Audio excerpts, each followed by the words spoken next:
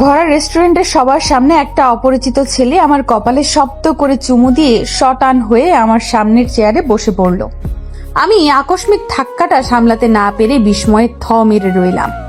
মুখ আপনা আপনি হা হয়ে গেছে। ছেলেটা ঠোঁটে মুচকি হাসি বজায় রেখে আমার দিকেই তাকিয়ে আছে। আমার পাশে আমার বান্ধবীও হতবম্ব চোখে তাকিয়ে পরিস্থিতি বোঝার চেষ্টা করছে। ছেলেটার এমন নির্লিপ্ত চেহারা দেখে আমার অস্বস্তির পরিমাণ আরো বেড়ে গেল। রেস্টুরেন্টে সবার চোখ আমাদের দিকে। আমি ধীরে ধীরে অনুভব করলাম আমি লজ্জা পাচ্ছি, ভীষণ পরিমাণে লজ্জা পাচ্ছি। কোনো ঘটনার তাৎক্ষণিক প্রতিবাদ করার ক্ষমতা কোনো কালেই আমার ছিল না।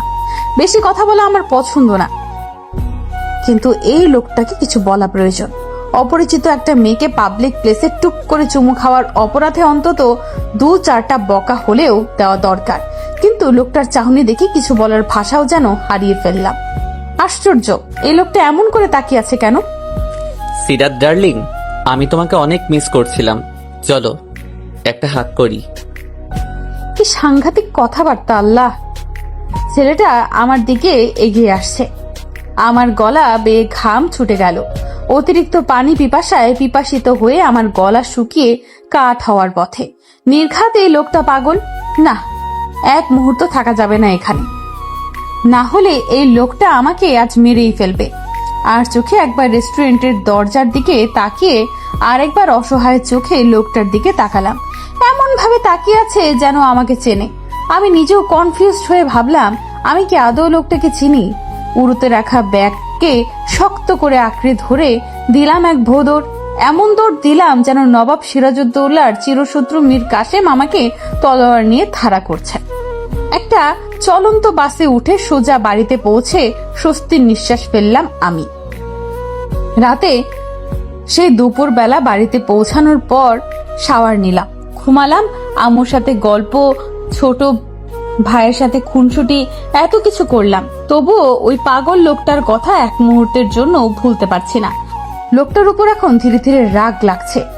প্রতিক্রিয়াটা এতক্ষণ পর ধীরে ধীরে উদয় হলো। তখন লোকটার সামনে এলে কি হতো? রাগে আপাদমস্তক জ্বলছে। এত বড় সাহস! চিনি না জানি না, হুট করে চুমু খাবে কেন? রাগের মাথায় পড়াতে মন বসাতে পারলাম না। কপাল কুঁচকে আসে। বারবার লোকটার চাহনি চোখের সামনে ভাসছে। ওই লোকটাকে আরেকবার সামনে পেলে মেরেই ফেলবো। বেয়াদব, অসভ্য ইতর। কাঁদো কাঁদো হয়ে মায়ের সামনে গেলাম। মা, জানো আজ একটা লোক আমাকে কি করেছে? মায়ের মুখের রং মুহূর্তেই পাল্টে গেল। কে কি করেছে? হুশ হলো আমার। ইস, কি করতে যাচ্ছিলাম আমি! চুমুর মতো একটা লজ্জার ব্যাপার কি আমি বলে দিচ্ছিলাম? এমনিতেই মা আমার বিয়ে নিয়ে উঠে পড়ে লেগেছে, আর বাবা জানলে তো কলেজে যাওয়া বন্ধ করে দেবে। হতাশ মুখে মাকে কিছু না বলে নিজের রুমে চলে আসলাম। একটু পর ইফতি এলো রুমে, বলল বাবা আমাকে ডাকছে। বুকে হাতুড়ি পেটানোর শব্দ হলো আমার। বাবাকে আমি জমের মতো ভয় পাই। বাবা কি এই চুমুর ব্যাপারটা কোনো প্রকারে জানতে পেরেছে? জানলেও জানতে পারেন, কারণ রেস্টুরেন্টের অবস্থান বাবার অফিসের আশেপাশে। খানিকটা দ্বিধাবোধ নিয়ে বাবার সামনে দাঁড়ালাম। বাবা গম্ভীর মুখ। আমার ভয় হলো খুব, যদিও ওনার মুখ সবসময় এমনই থাকে। হিম ধরা গলায় বললাম, বাবা আমাকে ডেকেছো? বাবা এবার গম্ভীর চোখে তাকালেন। আজ নাকি রেস্টুরেন্টে গিয়েছিলে দুপুরে, কার অনুমতি নিয়ে? বুক ধুক ধুক করছে। নির্ঘাত বাবা জানতে পেরেছে, আজ আমাকে মেরেই ফেলবে হয়তো। মাকে বলে গিয়েছিলাম, শিলা ছিল আমার সাথে। বাবা এবার ধমকে উঠলেন। কিসের মা? আমাকে একবার বলার প্রয়োজন বোধ করনি? কলেজে পড়ো, ছোট নেই তুমি, বাচ্চা দুটো মেয়ে, কোনো অভিভাবক ছাড়াই হুট করে এত দূরে গেলে কোন সাহসে? যদি কিছু হয়ে যেত আমাকে অন্তত একবার ফোন করতে পারতে। যাও পড়তে বসো। এরপর থেকে বাড়ি যেতে হলে তোমার মা এবং আমি দুজনের কাছেই পারমিশন নিয়ে বের হবে। জি বাবা। মুখ কালো বাবার সামনে থেকে চলে আসলাম। বাবা এসব ব্যাপারে খুবই স্ট্রেট। ঠিকই বলেছেন তিনি। আজ যদি বড় কেউ আমার সাথে থাকতো তাহলে এমন অপ্রীতিকর পরিস্থিতির সম্মুখীন হতে হতো না। আমি আঞ্জুমান সিরাত, ইংলিশ নিয়ে অনার্স প্রথম বর্ষে অধ্যয়ন করছি। আমার ছোট ভাই ইফতি 4র্থ শ্রেণীতে পড়ে। বাবা মা আর আমার ছোট ভাই, মোট 4 জন সদস্য নিয়ে ছোট্ট পরিবার আমাদের। বাবা সরকারি চাকরিজীবী আর মা গৃহিণী। বাবা মার শাসনের কোনো কমতি রাখিনি, তবু এই ছোট্ট পরিবারের ভালোবাসার কমতি নেই। এক কথায় হ্যাপি ফ্যামিলি। ছোটবেলা থেকেই বেশ ভালোই ছাত্রী আমি। এই পড়াশোনার চক্কর আর বাবা মার চাপে কোনোদিন রিলেশনের মতো একটা সম্পর্কে জড়ানোর সময় সুযোগ হয়নি। টানা 1 মাসের পকেট মানি জমিয়ে আজ দুপুরে আমার বান্ধবী শিলার সাথে শহরের বেশ নামি দামি একটা রেস্টুরেন্টে চাইনিজ খেতে গিয়েছিলাম। সেখানেই ঘটলো অঘটন। এক অর্ধপাগল লোক আমার গালে চুমু দিয়ে আরো বলে, ডার্লিং চলো হাক করি। ভয়ে আমার কলিজা এতটুকু হয়ে গিয়েছিল। তখন এমন সিচুয়েশনে পড়তে হবে আমি কখনো ভাবতেও পারিনি। একরাশ চিন্তা নিয়ে কম্পন হাতে শিলাকে কল করলাম। বেচারের কি অবস্থা কে জানে। প্রথম রিংয়েই রিসিভ করলো সে। আমার কি হবে এখন? খুব ভয় করছে রে। আমাকে তখন একা বাঘের খাঁচায় ফেলে এখন জিজ্ঞেস করছিস কি হবে? প্লিজ এভাবে বলিস না। শিলার ব্যবহার বরাবরই ওই রকম। ভালো করে কারোর সাথে কথা বলে না, বললেও ঘ্যাট ঘ্যাট করে বলে। আমি বেশিরভাগ সমস্যাই শিলা সলভ করে। ভয়ের এখনো কি দেখেছিস? ওই ছেলেটা কি করেছে জানিস? জোর করে তোর নাম্বার নিয়েছে। ছি, তুই দিয়ে দিতে পারলি নাম্বারটা? না দিয়ে কি করব? হুমকি দিচ্ছিল আমাকে, গান দিয়ে নাকি শুট করবে। ভয়ের পরিমাণটা আস্তে আস্তে বাড়তে লাগলো। তুই গুলি দেখেছিলি? না দেখিনি, তবে আমার মনে হয়েছে লোকটা মিথ্যে বলেনি। দোস্ত কি করবি, কিছু ভেবেছিস? ভাবাভাবি কিছু নেই। আমি এক্ষুনি মোবাইল সুইচ অফ করে রাখবো। বিকেল থেকে আননোন নাম্বার থেকে কল আসছে আমার মোবাইলে। শিলার কল কেটে আমি মোবাইলটা বন্ধ করে রাখলাম। হতে পারে ওই আননোন নাম্বারটা ওই পাগল লোকটার। ওই লোকটাকে এই জীবনে দেখেছি বলে মনে হচ্ছে না। তাহলে এসব করার মানে কি? আমার নাম্বার দিয়ে কি করবে? দেখে তো ভদ্রই মনে হয়েছিল, কারণ লোকটা রেস্টুরেন্টের দরজা দিয়ে ঢোকার সময়ই আমার নজর সেদিকে যায়। বেশ লম্বা চৌড়া, বেশ স্বাস্থ্যবান, স্যুট বুট পরে সাহেব সেজে শেষে কি না এমন এক অভদ্র কাজ করলো। এখন যদি আম্মু কোনোভাবে ব্যাপারটা জেনে যায়, আমার বিয়ে কনফার্ম করিয়েই ছাড়বে। আমি এখনই বিয়ে করতে চাইছি না। টেনশনে আমার সারা রাত আমি ঘুমাতে পারলাম না। এক প্রকার ছটফট করেই কাটিয়ে দিলাম। এক অজানা ভয়ে বুক দুরু দুরু করে কাঁপছিল। যখনই চোখে সামান্য লেগে আসছিল তখনই মনে হয়েছে এই বুঝি কেউ আমার গালে চুমু দিল, এই বুঝি সর্বনাশ হলো। সারা রাত 2 গালে হাত রেখে কাটিয়ে দিলাম আমি। মনে মনে 1000 বার প্রার্থনা করতে লাগলাম আর কোনোদিন যাতে ওই লোকটার সাথে দেখা না হয়। যদি দেখা হয়, হয়তো এর চেয়েও ভয়াবহ কাজ করে বসবে লোকটা, আর আমিও কোনো প্রতিবাদ করতে পারবো না। কেন যে এই প্রতিবাদ করে সরাসরি কিছু বলার ক্ষমতা দেয়নি আল্লাহ। এখন আমার রাগ লাগছে। এভাবেই এক অচেনা আগন্তুকের ভয়ে সিরাতের সারা রাত ঘুম হলো না। শেষ রাতের দিকে একটু ঘুম এসেছিল, তারপর কখন সে ঘুমিয়ে পড়েছে জানা নেই তার। পরদিন সকালে ছোট ভাই ইফতিকে স্কুলে পৌঁছে দেবার পর সিরাত কোচিং এ যাওয়ার উদ্দেশ্যে ফুটপাত দিয়ে হাঁটতে লাগলো। কোচিং সেন্টার সামান্য দূরে, রিক্সা করে না গেলেই নয়, কিন্তু টাকা জমানোর লোভে সে রাস্তাটা হেঁটে হেঁটে পার করছে। কোচিং সেন্টারের কাছাকাছি পৌঁছাতেই সিরাতের মুখ খানিকটা চিন্তিত দেখা গেল। বুকটা ক্রমান্বয়ে হাতুড়ি পেটা করছে। বার কয়েক দ্রুত চোখের পলক ফেলে পেছন ফিরে তাকালো সে। কই, কেউ তো নেই। মনে হলো যেন কেউ তার পেছন পেছন আসছে। সিরাত ঢোক গিলে সামনে ফিরে আবার হাঁটতে শুরু করলো। কিছু দূর যেতেই সিরাত খুব তাড়াতাড়ি পেছন ফিরে তাকালো, যাতে পেছনের লোকটা লুকানোর সুযোগ না পায়। সিরাত পেছনে ফিরতেই দ্রুত কিছু একটা যেন পেছনের গলিটাতে ঢুকে পড়ল। সিরাত চোখ বড় বড় করে গলির প্রবেশ পথের দিকে তাকিয়ে রইল বেশ কিছুক্ষণ। কারো দৌড়ানোর আওয়াজ তার কানে এসেছে। এত সকালে এমনিতেই রাস্তায় মানুষজন নেই, তার উপর এমন একটা ঘটনা। সিরাত পারলে গলে গিয়ে মাটির সাথে মিশে যায়। একটা বড়সড় চিৎকারে চারপাশটা মুখরিত হলো। আল্লাহ গো! সিরাত প্রাণপণে দৌড়াতে লাগলো। এখনো তার মনে হচ্ছে পেছন থেকে তার সাথে সাথে কেউ দৌড়াচ্ছে। তার চিৎকারের পরিমাণ আরো বাড়তে লাগলো। চলে যাও, তুমি চলে যাও। সিরাত তার পেছনে ফিরে তাকালো না, একেবারে কোচিং সেন্টারের ভেতরে গিয়ে জোরে জোরে হাঁপাতে লাগলো। খুব বেশি ভয় পেয়েছে সে। অনেকক্ষণ দৌড়ানোর ফলে গলা শুকিয়ে কাঠ হয়ে গেছে। বেঞ্চে বসে কয়েক ঢোক পানি শেষ করতে করতে সে হাঁসফাঁস করতে লাগলো। এখন বিপদে পড়ল সে। সিরাতের এহেন অবস্থা দেখে কোচিং এর হাতগুলো সে কয়েকজন ছেলে মেয়ে এসেছিল, তারাও অবাক হয়ে তাকিয়ে আছে সিরাতের দিকে। সিরাত বরাবরই শান্তশিষ্ট মেয়ে, কিন্তু আজ দেখে মনে হচ্ছে সে এইমাত্র ঘূর্ণিঝড় আয়লার সাথে যুদ্ধ করে এসেছে। সিরাত অচমকা সবাইকে অবাক করে দিয়ে ভ্যা ভ্যা করে কাঁদতে শুরু করলো। সে কলেজে পড়লেও অন্যান্য মেয়েদের মতো ম্যাচিউর নয়। বাবা চাকরির সূত্রে গ্রাম ছেড়ে শহরে এসেছে, বেশি দিন হয়নি। নিজের পরিবার ছাড়া আশেপাশে পৃথিবীর কোনো কিছুই সম্মুখীন হতে হয়নি তাকে, কিন্তু কাল থেকে এমন এমন পরিস্থিতিতে পড়তে হচ্ছে যে সে কান্না ছাড়া কোনো উপায় পেল না। ক্লাসের কয়েকজন মেয়ে স্যারকে ডেকে আনলেন, তিনিও বেশ অবাক হলো। অতঃপর একটা রিক্সাতে করে সিরাত সুন্দর করে সুবোধ বালিকার মতো বাড়িতে চলে গেল। এইদিকে সিরাতের মা স্যারের কাছ থেকে এই ঘটনা জানার পর মরা কান্না ছুড়ে দিল। হায় হায় আল্লাহ, আমার মায়েটারে জিনে ধরেছে। সিরাত রে, এখন তোরে বিয়ে দেবো কেমনে? তোরে কোন পোলা বিয়ে করব? তোরে আমি বলছিলাম মাথায় সবসময় ওড়না দিবি, দুয়া দুরুস পড়বি, আমার কথা শুনুস নাই। জিন তোরে বশ কইরা বটগাছে নিয়া সংসার করব রে।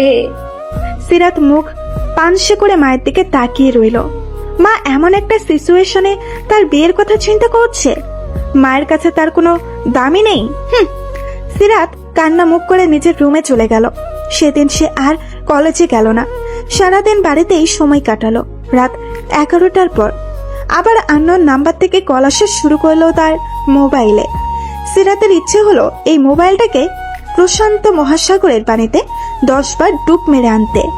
আজব তো, গতকাল থেকে এসব কি হচ্ছে আমার সাথে? ওই লোকটা কে? ওই লোকটা একটা সর্বনাশা। তুই একটা মহাপাগল। তুই পাবনা মানসিক হাসপাতালে অলিখিত রোগী। তুই কাকের ডিম। সিরাত দ্বিধাবোধ নিয়ে মোবাইলটা বন্ধ করে রাখলো। আননোন নাম্বার মানেই তার কাছে ভয়, কে না কে কল করেছে। কয়েকদিন কেটে গেল।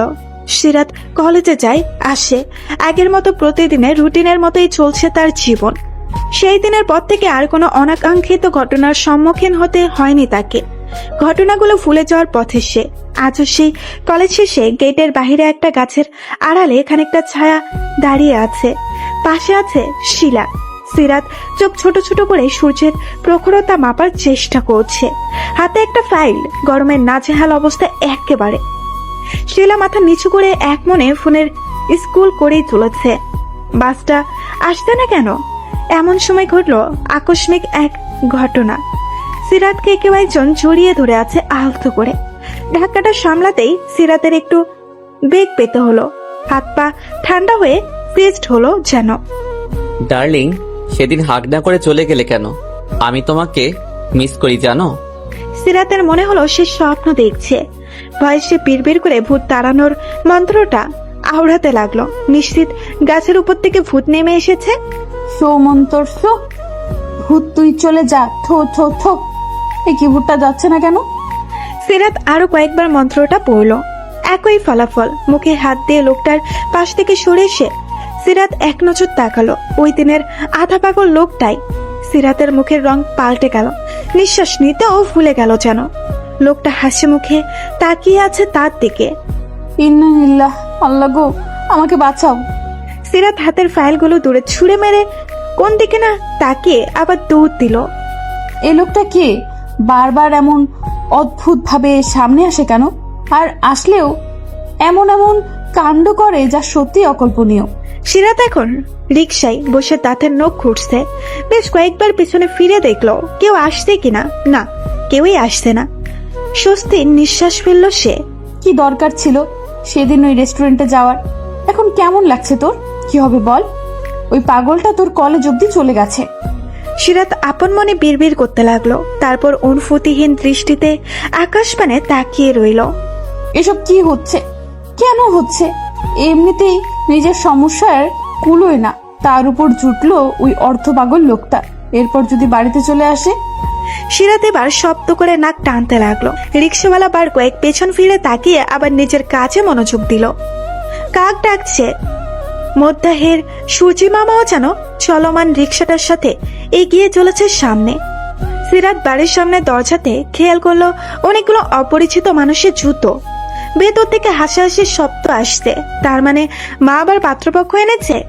সিরাত ভয়ে ভয়ে কলিং বেলের সুইচ বোর্ডে চাপ দিল। এইবার না তার বিয়েটা হয়ে যায়। ধুর, এভাবে কি বাঁচা যায় নাকি? মরার উপর খরার ঘা। হাসি মুখে দরজা খুললেও সিরাতের ভীতু চাহনি দেখে তিনি ধমক দিলেন।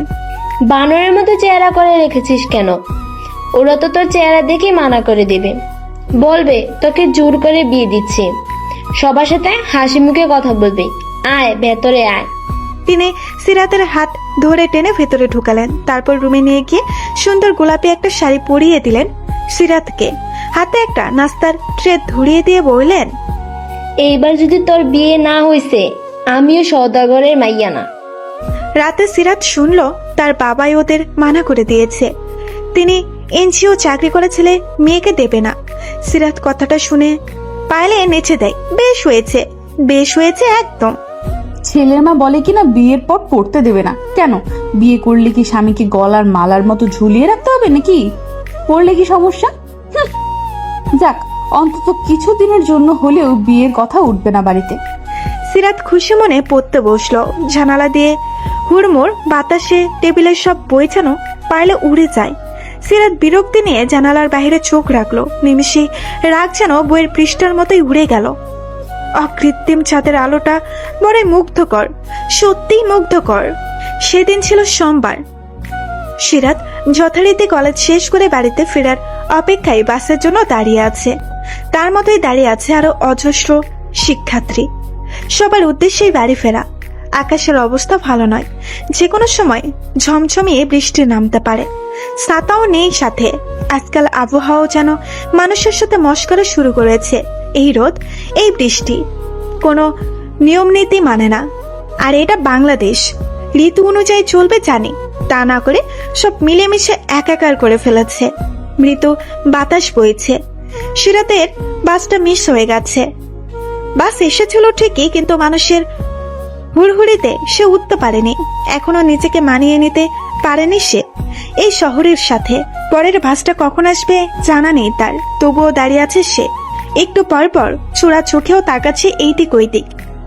ওই পাগল লোকটা না আবার উদয় হয়? সিরাতের ভয়টাই সত্যি হলো। অবাকের সাগরে ডুব দিয়ে সে খানিকের জন্য ধ্যান হারিয়ে ফেলল। লোকটা এবার তাকে পালানোর কোনো সুযোগ দিল না। লোকটা তাকে কোথাও টেনে নিয়ে যাচ্ছে। সিরাত শুধু বোকার মতো শূন্য দৃষ্টিতে অনুসরণ করে গেল। চোখ মুখ শুকিয়ে পাঙ্খর বন্য হয়ে গেছে। এই মুহূর্তে দেখে মনে হবে সে রক্ত শূন্যতার রোগী। লোকটা তাকে কলেজের একটু দূরে কার পাল্লার করার জায়গাটাতে এনে দাঁড়ানো শত শত গাড়ির একটিতে বসিয়ে নিজেও বসলো। সিরাত চোখ টিপ টিপ করে লোকটার দিকে তাকিয়ে অচমকা ঠোঁট উল্টে শব্দ করে কেঁদে উঠল।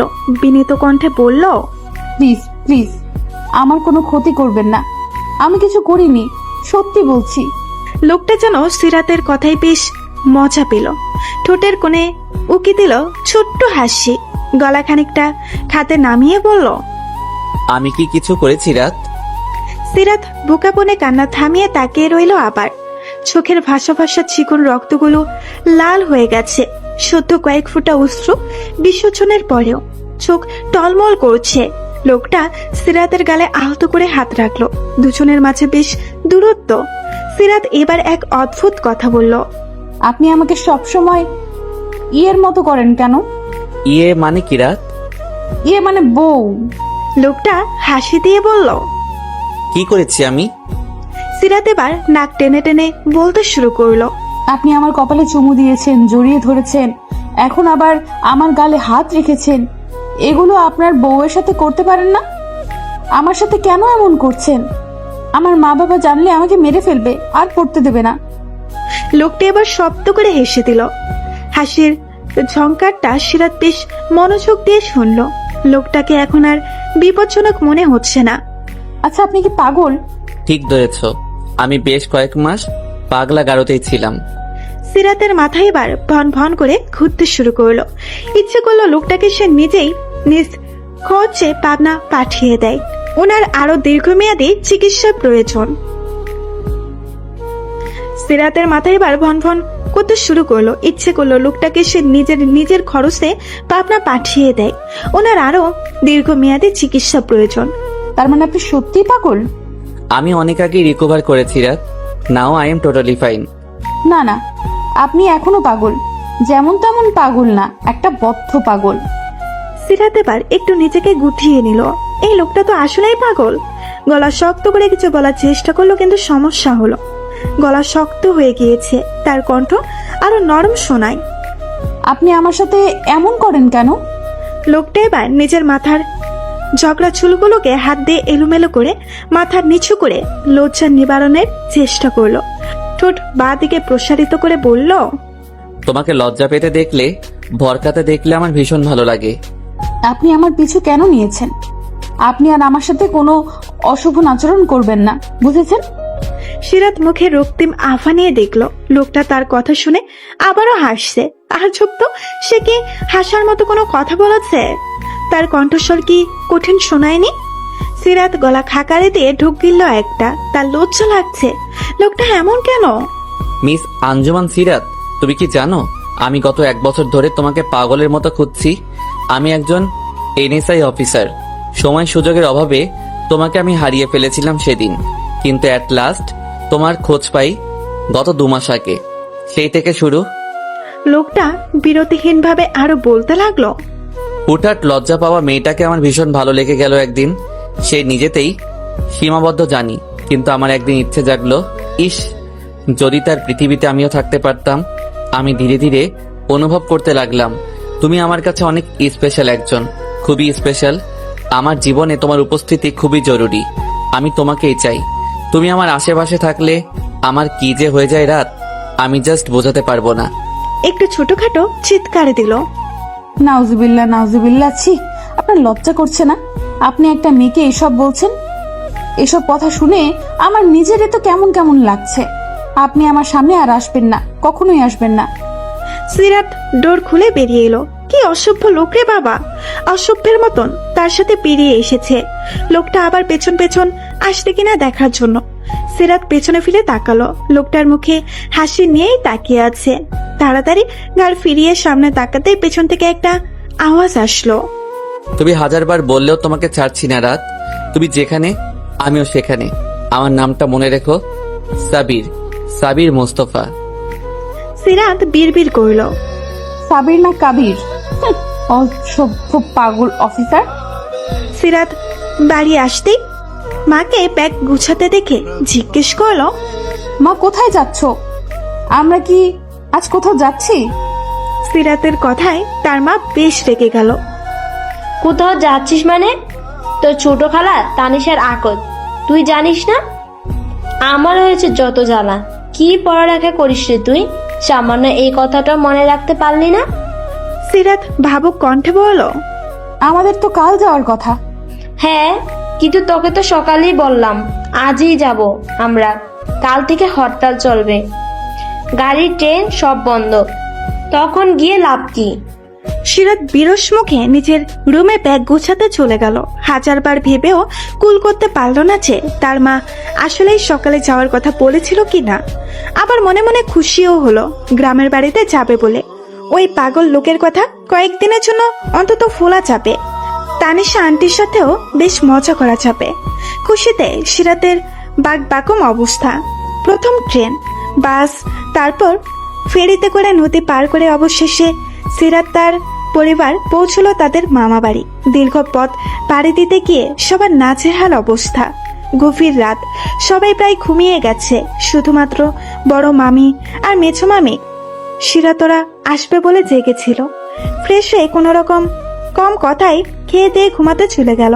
এর মাঝে হুট করে সিরাতের বাটম ফোনে কল আসায় তার মা আর বাবা দুজনেই ফ্রু কুসকিয়ে তাকালো। সিরাতের বাবা গম্ভীর গলায় বললেন, এত রাতে তোমাকে কে কল করেছে? সিরাত ভয়ে এতটুকু হয়ে গেল। এই আননোন নাম্বারের চক্করে তার বাবা পর্যন্ত তাকে সন্দেহ করছে। আমতা আমতা করে বলল, শিলা বাবা, আমি পৌঁছেছি কিনা তাই জিজ্ঞেস করতে কল দিয়েছে হয়তো। ও কিভাবে জানলো যে তুমি আজ এখানে আসবে? সিরাতের গলা বেয়ে টুপটাপ ঘাম ঝরছে। মিথ্যে কথা বলার সময় তার গলা কাঁপে। আমি শিলাকে আজ কলেজে বলেছিলাম বাবা, ও আমার খুব ভালো বান্ধবী, অনেক খেয়াল রাখে। সিরাতের মা তীক্ষ্ণ চোখে তাকিয়ে আছে, দেখে মনে হবে কোনো কিছুর সীমাকরণ মেলাতে চিন্তায় তিনি মগ্ন। সিরাতের বাবা এবার বললেন, তোমার মোবাইল দাও দেখি। অমনি সিরাতের মুখ শুকিয়ে গেল, ভয়ে তার হাঁটু কাঁপাকাঁপি শুরু হয়ে গেছে। এখন যদি বাবা ওই নাম্বারটা শিলার নয় তা বুঝতে পারে তো কি হবে? মোবাইলে তো স্পষ্ট নাম্বারটা আনসেভড করা। মিথ্যে বলার কারণ জানতে চাইলেই বা কি বলবো? এর আগে অনেকবার বাবার ফোন চেক করেছে, কিন্তু তখন এত ভয় লাগেনি। এই আননোন নাম্বারের চক্করে বাবা মায়ের কাছে কি ছোট হব? সিরাতকে ভীতু চোখে কাঠ হয়ে দাঁড়িয়ে থাকতে দেখে তার বাবা আবারও ধমকালেন। তোমাকে কি বলছি শুনতে পাচ্ছ না? মোবাইল দাও, আমি দেখি কার কল। তুমি কি আমাকে সন্দেহ করছো বাবা? বাবা চোখ এবার আরো কঠোর হলো। তোমাকে বিশ্বাসের ফল যাচাই করছি। সিরাত এবার কি বলবে খুঁজে পেল না।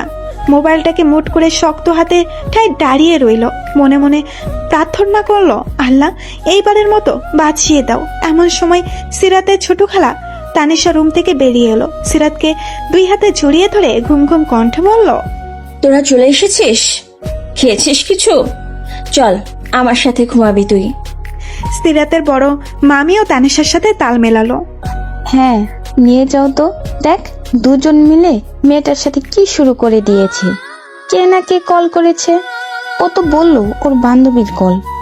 এত পুলিশি জেরার কি আছে?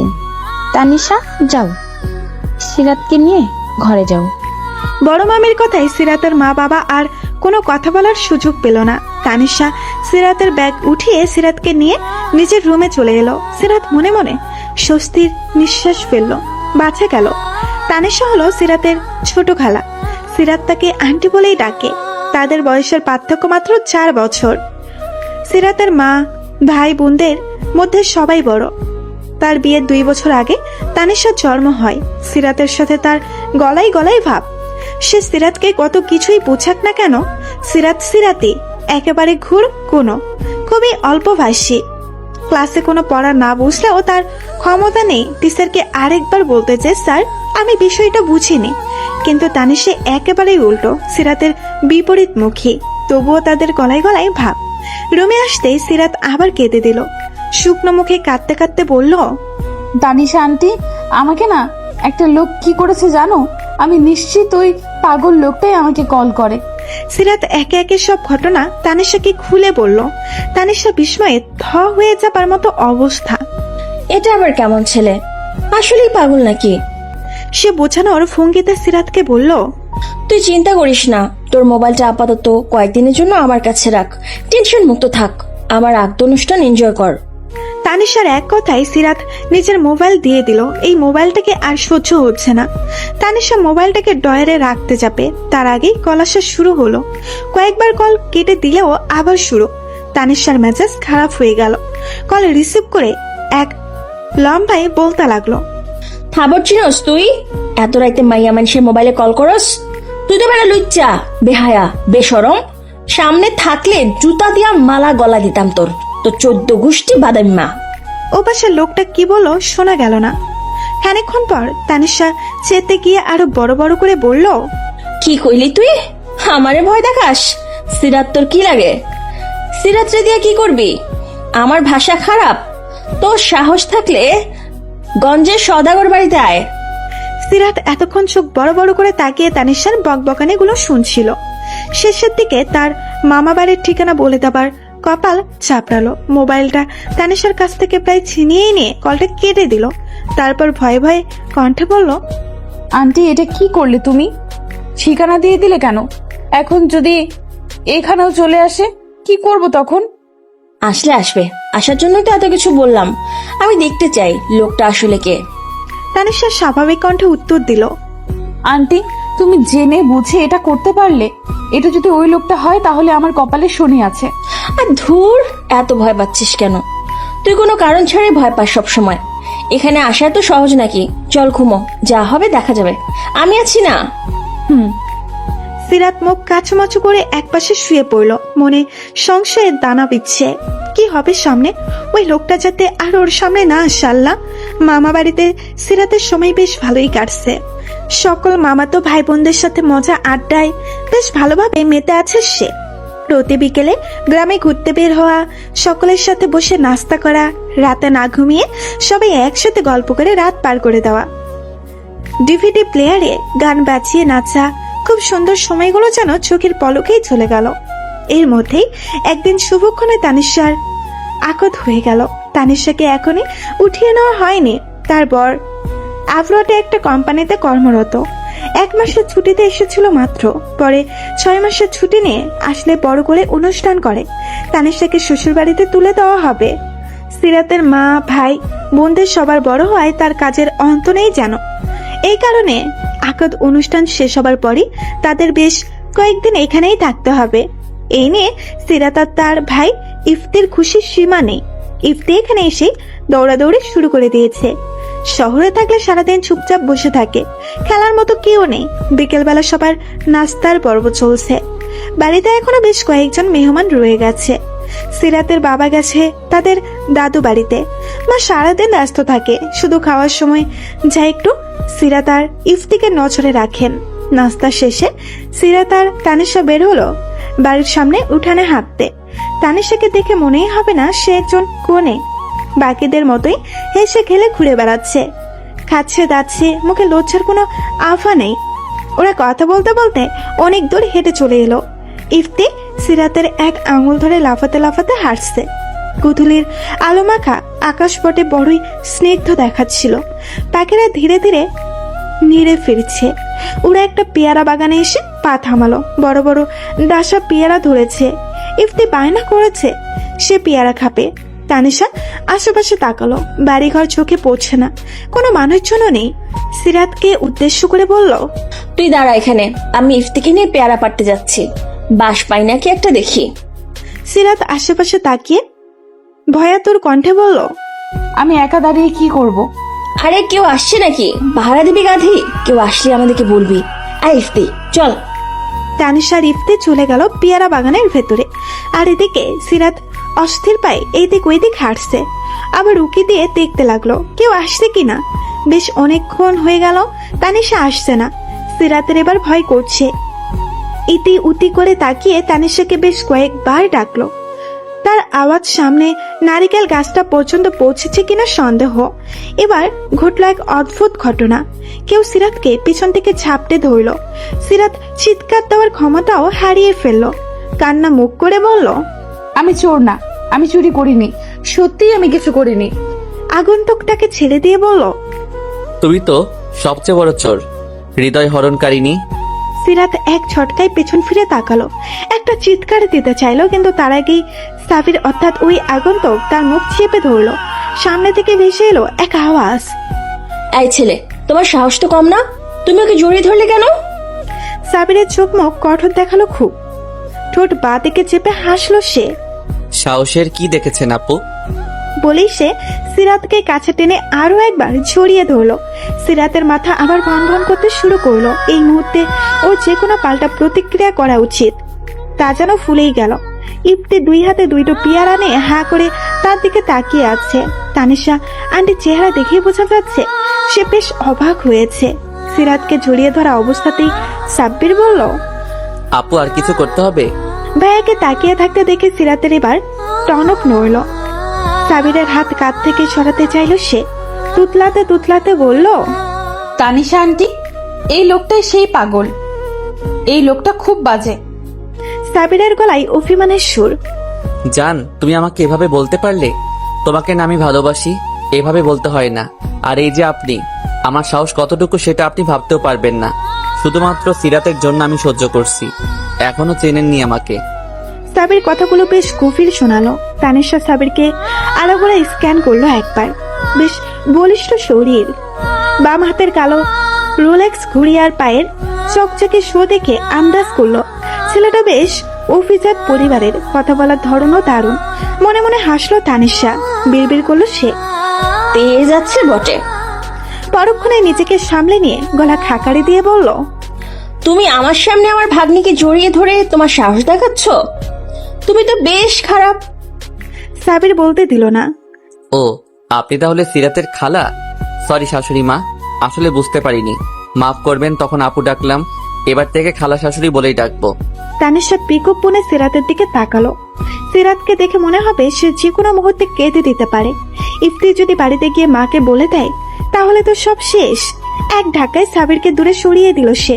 বোকা বোকা কণ্ঠে বলতে লাগলো, আপনি এখানেও চলে এসেছেন? আপনাকে না বলেছিলাম আমার সামনে আসবেন না? আপনি এক্ষুনি চলে যান প্লিজ। বাড়ির কেউ দেখলে সর্বনাশ হয়ে যাবে। আল্লাহর দোহাই আপনাকে, আপনি আমার সাথে যা করেছেন, আমার জায়গায় অন্য কোনো মেয়ে থাকলে এসব একদমই সহ্য করতে পারতো না। আমার মতো হ্যান্ডসাম ছেলে দেখলে মেয়েরা এমনিতেই গলায় ঝুলতে চায়, আর তুমি আমাকে দেখলে শুধু চলে যান, পালাই পালাই করো। সিরাত এবার হাত জোর করে বলল, আপনি চলে যান দয়া করে।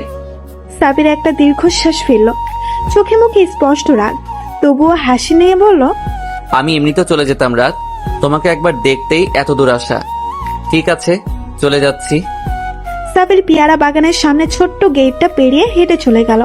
পথের বাঁকে ধীরে ধীরে অদৃশ্য হয়ে গেল। সিরাত তানিশা সবার চোখ সাবিরের দিকে স্থির। চারিদিকে আধার নেমে আসছে। কোনো এক অচেনা পাখি ভুতুরে কণ্ঠে ডাকছে। তানিশার গলায় হতাশার সুর। এভাবে না বললেও পারতি সিরাত, ছেলেটাকে আমার খারাপ মনে হয়নি, যা একটু পাগলাটে স্বভাব, তাও তোর জন্য। সিরাত আরো হতাশাভাবে উত্তর দিল, তুমি আমাকে কি করতে বলো আন্টি? কেউ যদি দেখে ফেলতো? তোমার বোনকে তো চেনোই, 2 দিন পর পর সম্বন্ধ আনছে, তার উপর এই লোকটা। এসব কি কখনো সম্ভব? তুমিই বলো।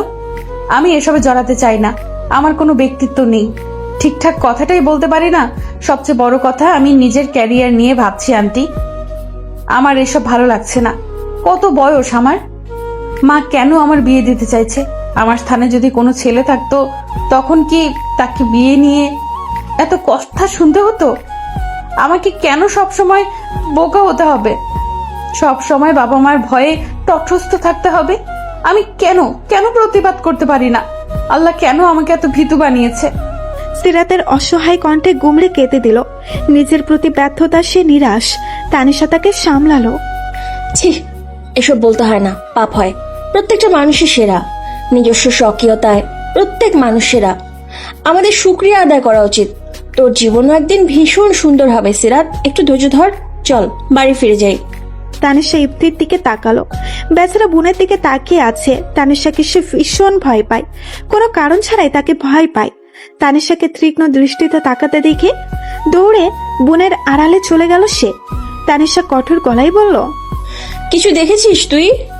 ওই ছেলেটা আপুকে জড়িয়ে ধরেছিল কেন? আমি আম্মুকে বলে দেব। তানিশা এবার ভয় দেখিয়ে বলল, কি বললি তুই? বলে দিবি? ঠিক আছে, তোকে আমি রাত 3টায় তেঁতুল গাছের তলায় রেখে আসবো। একটা রাক্ষসী বুড়ি তোকে চিবিয়ে চিবিয়ে খাবে, রেখে আসবো। এবার বল, কিছু দেখেছিস? ইফতি এবার চড়ে চড়ে ডানে বামে মাথা নাড়ালো, যার অর্থ সে কিছুই দেখেনি। খানিকটা আধারের ফিরে সিরাতকেও ধীরে ধীরে বাড়িতে ফিরে গেল। বাড়িতেও সবকিছুই স্বাভাবিক, কেউই তাদের খোঁজেনি। শুধু তানিশাকে ওর ভাবি খুঁজছিল কিছু একটা বলার ব্যাপারে। কেটে গেল আরো কয়েকটা দিন। সিরাতের এবার শহরে ফেরার পালা এলো। বাবার অফিস, ভাইয়ের স্কুল, সিরাতের কলেজ, সবকিছু মিলিয়ে আর থাকা যাবে না। সিরাত খুশি মনে ব্যাগ প্যাক করছে, কারণ তানিশাও যাবে তাদের সাথে। সিরাতের মা নিজেই বলেছে কয়েকদিন থেকে আসতে সিরাত বাড়িতে মনমরা হয়ে থাকে। দুইজন কয়েকদিন একসাথে থাকলো, ঘুরলে ফিরলে মন্দ হবে না। তানিশা যাওয়ার ইচ্ছে হলো, কারণ ওই ছেলেকে নিয়ে তার কৌতূহল কাটছে না। কিছু একটা ব্যাপার তো আছেই ওই ছেলের মধ্যে। সেদিন তানিশাও সিরাতের সাথে শহরে চলে আসে। শুরু হয়ে গেল আবার আগের ব্যস্তময় জীবন। তার ফাঁকে ফাঁকে তানিশার আগমন নিয়ে হালকা ঘোরাঘুরি, আবার তানিশার আর সিরাতের মাঝে ওই ছেলে নিয়ে বিশদ গোপন আলোচনাও চলে। সিরাত শুধু শুনে আর তানিশা কৌতূহল নিয়ে একটার পর একটা কথা বলেই যায়। আচ্ছা, ওই ছেলে কে? কেন এমন করে? ওই ছেলে কি সত্যি পাগল? কই, দেখে তো মনে হয় না। ছেলেটা আগে কোথাও দেখেছিল তোকে? বাপরে বাপ, এক নজর দেখতে একেবারে গ্রামে চলে গিয়েছিল। কেমন ভালোবাসি তোকে, বুঝছিস কিছু? আর আমাকে দেখ, জামাই পাইছি একটা, সারাদিন কোনো খোঁজ খবর নাই। আমি কল করলেই তার কথা বেরোবে। ওই ছেলেটা তোর কত কেয়ার করে, তাই না? তখন সিরাত শুধু মুখ গোমরা করে বলে, আন্টি আমি এত কিছু জানি না। ওনাকে দেখলেই আমার খুব ভয় করে, ইচ্ছা হয় দৌড়ে কোথাও পালিয়ে যাই। উনি যদি কোনো অপরিচিত লোক হতো এত ভয় পেতাম না। সিরাত আরো মুখ গুমরা করে বলে, তানিশা আন্টি প্লিজ অন্য কিছু বলো। ওই সাবিরের কথা শুনতে শুনতে আমার কান পচে গেছে। তুমি শুধু বারবার ওনার কথা বলো কেন? তানিশা পেট ফাটা হাসি নিয়ে বলে, আরে গাধি, তুই আসলেই একটা নিরামিষ। তোর এখন ব্লাশিং করার কথা, আর তুই বলছিস তানিশা আন্টি। এসব বলে না, তোর দ্বারা না কিচ্ছু হতো না। আমি থাকলে এতক্ষণে আরো কত কিছু যে হয়ে যেত। তুই তো এখনো চলে যান, কথা বলবেন না, এগুলোতেই পড়ে আছিস। সিরাত অনেকক্ষণ ভেবেও তানিশার কথার অর্থ কুল করতে পারল না। এতক্ষণে কি হয়ে যেত আন্টি? তানিশা শুধু বিরস ভঙ্গিতে তাকালো। তোর মাথা আর আমার মুন্ডু হতো। তোকে এ টু জেড সব বলা লাগে, আর যা তো কিছু বলতাম না আর। আরে ভাই, প্রেম হতো প্রেম, বুঝিস নাই? এরই মাঝে সিরাতের জন্য আরো একটা সম্বন্ধ আসে। এটাও তার বাবা রিজেক্ট করে দেয়। সিরাতের মার তখন নাজেহাল অবস্থা। রান্নাঘরের মেঝেতে পা ছড়িয়ে মরা কান্না ঝুলে দেন তিনি। স্বামীকে শুনিয়ে শুনিয়ে বলতে থাকেন, মইরা জামুগা, সব মাইয়া গো বিয়া হইয়া যাইতাছে গা, আর আমার মাইয়াটা এখনো ঘরে বইসা আঙ্গুল চুষতাছে। বলি, নিজের কোনো রাজার বংশধর ভাবো তুমি? নিজের মায়ারে কোন হানে কোন রাজপুত্রের লহে বিয়া দাও, আমিও দেখবো। ওর জন্য কি রাজপুত্র বইয়া থাকছে? 2 দিন পর যখন মাইয়ার চোখ বাহিরে বের হইয়া যাইব, তখন বুঝবা। সময় থাকতে বিয়া দাও। একদিকে সিরাতের মা কাঁদে, অন্যদিকে সিরাত বালিশের মুখ গুজে কাঁদে, কারণ মায়ের কথার উপর কিছু বলার ক্ষমতা তার নেই। মা কেন এমন করে? সে কি কখনো তাদের কথার বাইরে গিয়েছে? তবু কেন মায়ের মুখে এমন খারাপ কথা শুনতে হয়? কই, শিলার মা তো ওর সাথে এমন ব্যবহার করে না। মায়ের কথা মতো চলেও সব কথা শুনে ওইসব কথা শুনতে কোন মেয়ের ভালো লাগবে? তানিশা সিরাতকে সান্ত্বনা দেয়। সিরাত, তুই আপার কথা কিছু মনে করিস না। আপা গোপনে কিন্তু তোর সুনামও করে। রাগের সময় মাথা ঠিক থাকে না, আমরা সবাই জানি। তুই খুব ভালো মেয়ে। তোর মতো মেয়ে এই যুগে 10 বার খুঁজলেও পাওয়া যাবে না। তুই সুন্দরী বলেই না আপার চিন্তা হয়, সবসময় চোখে চোখে রাখে। আজকালকার মেয়েরা ছেলেদের চেয়ে বেশি খারাপ। ভুলিয়ে ভালিয়ে তোকে কোথায় নিয়ে যাবে টেরও পাবে না। জানিস তো যুগ কত খারাপ। আর কাঁদিস না রে। সিরাত তবুও কাঁদে। তার দুঃখের যেন শেষ নেই। প্রতিটি ছোট ছোট বিষয় নিয়ে সে কাঁদে। কোথায় যেন শুনেছিলাম রূপবতী মেয়েরা ভীষণ বোকা হয়। আরো কয়েকদিন পরের কথা, কলেজে বাস মিস হয়ে যাবাই সিরাত আর অপেক্ষা করলো না। একটা পাবলিক বাসে উঠে একেবারে জানালার সিটের সাথে মিশে গেল। খুব কমই এই ধরনের বাসে যাতায়াত করার সুযোগ হয়েছে। এই প্রথমবার একা একা উঠল। শিলাও আজ কলেজে আসেনি। তাড়াতাড়ি বাসায় ফেরার তাড়া হলো। আজ এক আত্মীয়র বাড়িতে দাওয়াত আছে। সবাই নিশ্চয়ই এখন রেডি হয়ে ওর আসার অপেক্ষায় বসে আছে। ওর জন্য হয়তো তানিশা আন্টিও রেডি না হয়ে বসে আছে। সিরাত ভয়ে ভয়ে চোখে বাসের আড়াগোড়া পর্যবেক্ষণ করলো। এই সময় যাত্রী থাকে না বেশি। সিরাত একবার পাশের খালি সিটটার দিকে অসহায় চোখে তাকালো। খুব করে চাইতে লাগলো কোনো মেয়ে যাতে এই সিটে বসে, কোনো ছেলের পাশে যাতে ওকে বসতে না হয়। সিরাত দোয়া কবুল হলো না। অল্পক্ষণের মধ্যেই এক লোক বসলো সিরাতের পাশের সিটে। সিরাতের দৃষ্টি তখন জানালার বাহিরে। পাশে কারো উপস্থিতি টের পেয়ে ভীতু চাহনিতে ঘাড় ঘুরিয়ে তাকিয়ে একটা বড়সড় ধাক্কা খেলো। লোকটা ভাবলেশহীন ভাবে রুমাল নিয়ে মুখ মুছছিল। সিরাত হাত দিয়ে মুখ ঢেকে এক ঝটকায় আবার বাইরে চোখ রাখলো।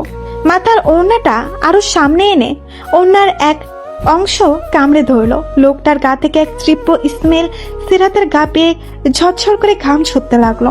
আল্লাহ প্লিজ সাবির যাতে আমাকে না দেখে। সিরাতকে এমন অবস্থায় দেখে সাবির ঠোঁট টিপে হাসলো।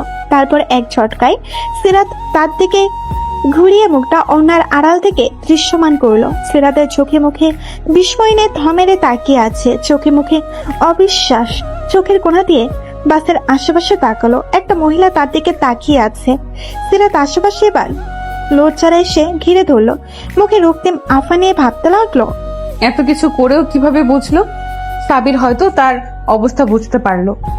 ফিসকাল গলায় বলল, তোমার কি মনে হয় রাত আমাদের কোইন্সিডেন্সলি দেখা হয়েছে? মোটেও না। তোমার অবস্থা দেখে আমার খুব মায়া হলো, তাই তোমার পাশে এসে বসলাম। তুমি এত কিপটে কেন বলো তো? সিরাত অবাক হয়ে বলল, মানে? এই যে টাকা খরচ হবে বলে তুমি এই সিটটাও বুক করতে পারোনি। কত আর খরচ হতো? 10 টাকা 20 টাকা এনিথিং। কত সাহস দেখেছো তোমার? একা একা বাচ্চা একটা মেয়ে হুট করে পাবলিক বাসে উঠলে। সিরাত এবার সত্যি সত্যি লজ্জা পেল। সিটার বাসের দেওয়ালের সাথে একেবারে সিটিয়ে গেল সে। আপনার সাহায্যের কোনো প্রয়োজন নেই, চলে যান। তুমি কি ভেবেছো আমি কোথাও যাচ্ছি?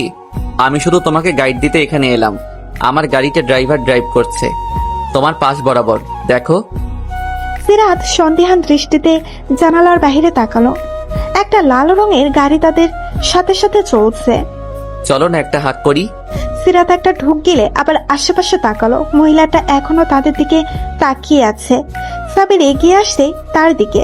সিরাত নাউজুবিল্লাহ বলে জানালার দিকে সম্পূর্ণ ঘুরে বসলো। পাশ থেকে সাবিরের হু হা হাসির আওয়াজ আসছে। সিরাতের গন্তব্য গাড়ি থামতেই সাবিরকে ওদিকে একটু যাব। বলে পাশ কাটিয়ে চলে এলো। বাস থেকে নেমে একেবারে জোর কদমে গলি বাঁক নেওয়া জায়গাতে এসে থামলো। সামান্য মাথা ঘুরিয়ে দেখলো কেউ আসছে কিনা। সাবির স্টপের পাশে হাত ভাঁজ করে দাঁড়িয়ে আছে। সিরাত তাকাতেই বাই জানালো হাত নেড়ে। সিরাত বুকে থুথু ছিটিয়ে আরো জোরে পায়ে হাঁটা ধরলো। জোর বাঁচান বেঁচে গেছে আজ। সেদিন ছিল বৃহস্পতিবার। সকালের দিকে সিরাতের মাথা ব্যথা করছিল ভীষণ, তাই সে আর কলেজে গেল না। বেলা 12টার ঘরে আসতেই তার অবস্থার কিছুটা উন্নতি হলো। ইফতি স্কুল থেকে ফেরার পর সে তানিশা আর ইফতি মিলে বেশ মজা করে সময় কাটালো। ব্যবসা গরমে সিদ্ধ হওয়ার উপক্রম। মা রান্নাঘরে ঢোকার আগেই তানিশা গরম গরম পাকোপোড়া আর পেঁপে জুস বানিয়ে পরিবেশন করলো। হাফ টাইম হওয়ায় সিরাতের বাবাও আজ তাড়াতাড়ি চলে এলেন। সবাই মিলে বেশ উৎসব মুখর পরিবেশের মাঝে দুপুরের খাওয়া দাওয়া পর্ব শেষ হলো। বিকেলে ঘটলো এক অদ্ভুত ঘটনা। এক প্রাপ্তবয়স্ক মহিলা বড় বড় কার্টুনে নাস্তা, ফ্রুট আর কমল পানি নিয়ে সিরাতের ফ্ল্যাটের দরজার সামনে হাজির। সিরাতরা পরিবেশের সবাই মিলে তখন টিভি দেখছিল ড্রয়িং রুমে। বাড়িতে হঠাৎ করে আগাম কোনো কথা ছাড়াই মেহমান আসায় সিরাতরা বেশ এলোমেলো হয়ে পড়ল। ভেবেছিল পাশের বাড়ির কোনো মানুষ। দরজার সামনে অপরিচিত মহিলাকে দেখে তাড়াতাড়ি মাথার ওড়না থেকে সালাম দিয়ে দরজার কর্নারে সোফায় বসে থাকা মাকে ইশারা করলো। সৌজন্যমূলক হাসি দিয়ে তাড়াতাড়ি প্রস্থান গমন করলো সে। তানিশা আর ইফতিও ট্রে আর গ্লাস উঠিয়ে সিরাতের পেছন পেছন দ্রুত পায়ে চলে গেল। আর সিরাতের বাবাও টিভি বন্ধ করে নিজেদের রুমে চলে এলেন। উৎসব মুখের পরিবেশটা হঠাৎ করে কেন যেন থমথমে নীরবতা ছেয়ে গেল। দরজার সামনে দাঁড়ানো ভদ্র মহিলাটিকে দেখে সিরাতের মায়ের মুখে হাসি ফুটল। মহিলাটিকে তিনি চেনেন না, ভুল করে আসলো নাকি? মুখে হাসি এনে তিনি জিজ্ঞেস করলেন, আপনি কি এখানেই আসছেন? ভুল ঠিকানা আসেন নাই তো? আমি মাহফুজা আইভি। আপনি কি সিরাতের মা? আমি আঞ্জুমান সিরাতের বাড়ি এসেছি। আমি যদি ভুল না করি এইটা কি সিরাতের বাড়ি নয়? মহিলাটির কথা বলার ধরন দেখে সিরাতের মা চমকে গেলেন। ধারণা করলেন মহিলা বেশ শিক্ষিত এবং মার্জিত। চেহারায় বয়সে ছাপ পড়লেও কণ্ঠ শুনলে মনে হবে ষোড়শ কিশোরী। চমকিত চোখে তিনি আপাতত মস্তিষ্ক পর্যবেক্ষণ করলেন। পায়ের কাছে নাস্তার বহন দেখে চোখ গোল গোল আকার ধারণ করলো ওনার। কৌশলী চোখে বোরখাটা দেখে অনুমান করলেন মহিলা বেশ সম্ভ্রান্ত পরিবারের।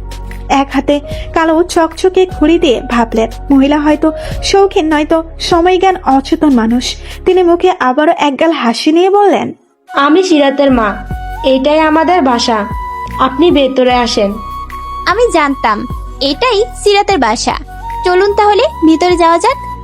আসেন। সিরাতের মায়ের মুখে বিশ্ব জয়ের হাসি। এই মহিলা সিরাতের জন্য সম্বন্ধ নিয়ে এসেছে নিশ্চিত। কি মার্জিত ব্যবহার, ধনীও মনে হয়। এমন একটা ঘরে যদি সিরাটার বিয়ে দিতে পারি আর কোনো চিন্তা থাকবে না। জৈনক ভদ্রমহিলা মাহফুজা আইভি সিরাতের মায়ের সাথে খেচুড়ে আলাপ শুরু করে দিলেন। যে কোনো মানুষকে কয়েক মিনিটের মধ্যে আপন করে নেওয়ার অভাবনীয় ক্ষমতা আছে তার। সিরাতের মাকে খুব সহজেই নিজের ভক্ত বানিয়ে নিলেন। তবে তিনি কোনো খেচুড়ে আলাপ করতে আসেননি, স্বয়ং নিজের একমাত্র ছেলের বিয়ের সম্বন্ধ নিয়ে এসেছেন। ছেলে তার সিরাতকে প্রথম দেখেই ভালোবেসে ফেলেছেন। সিরাতের বাবার সাথে আলাপে বসলেন এবার। কয়েক মিনিটের মধ্যে সিরাতের বাবা খুব ভেবেচিন্তে কাল ছেলেকে সহ দাওয়াত করলেন। স্বামীর সম্মতি সূচক ইঙ্গিত পেয়ে সিরাতের মা আহ্লাদে আটখানা যেন। সিরাতের জন্য হঠাৎ এত বড় বাড়ি থেকে সম্বন্ধ আসা, সিরাতের বাবার গোপন সম্মতি, কাল ছেলেকে সহ নিমন্ত্রণ, সব যেন কেমন কাকতালীয় ভাবে ঠিক হয়ে গেল। অন্যদিকে এইসব শুনে সিরাতের মাথায় যেন বাস ভেঙে পড়ল। এ কি শুনছে ও? এটা কিভাবে সম্ভব? সব না শুনেই হাউ মাউ করে কান্না শুরু করে দিল সে। কাল ছেলে আসবে শুনে ভয়ে থ মেরে বসে রইল কিছুক্ষণ। কি হবে এবার? হুট করে এসব কি হয়ে গেল? পরদিন সকাল থেকে সিরাতের অস্থিরতা বেড়ে গেল। তার মনে হচ্ছে এইবার আর কোনো রক্ষা নেই। বাবা বোধহয় রাজি হয়েই যাবে। ভাবতেই ঠোঁট উল্টে কাদার উপক্রম হলো সিরাতের। গতকাল রাতেও এইসব নিয়ে চিন্তা করতে করতে ঘুম হয়নি। ছেলে আসবে শুনে কোনো কারণ ছাড়াই সিরাত লজ্জা পাচ্ছে। ছেলের সামনে আসতে বললে কি হবে? আলাদা কথা বলতে দিলে কি হবে তখন? এইসব মাথায় নিয়ে সে লজ্জায় একেবারে নুয়ে পড়ছে। তানিশা সিরাতের এমন অবস্থা দেখে তানিশা হেসে কুটি কুটি। হাসতে হাসতে সে বলল, তোকে কি প্রথমবার পাত্রপক্ষ দেখতে আসছে নাকি? কিছুক্ষণ আগে দেখলাম কাঁদছিস, এখন দেখছি লজ্জায় একেবারে লাল হয়ে গেছিস। কি ব্যাপার? সিরাত তানিশাকে জড়িয়ে ধরল। আন্টি, এইবারের ব্যাপারটা আলাদা। আব্বু মত দিয়ে দিয়েছে, সব ওই মহিলার দোষ। আন্টি, ওনারা একটু পরে চলে আসবে, আমি কি করব? তানিশা পিঙ্কের মতো মাথা নাড়ালো। সবই তো বুঝলাম, কিন্তু তোর এই সাইকোটা কোথায়? আমি যা বুঝেছি এত সহজে কিন্তু হাল ছাড়বার পাত্র নয় সে। সিরাত আবার গাই গুই করে বলল, ও আন্টি, এইসব বলে ভয় আর বাড়িও না। ওই লোকটার নাম শুনেও আমার ভয় করছে।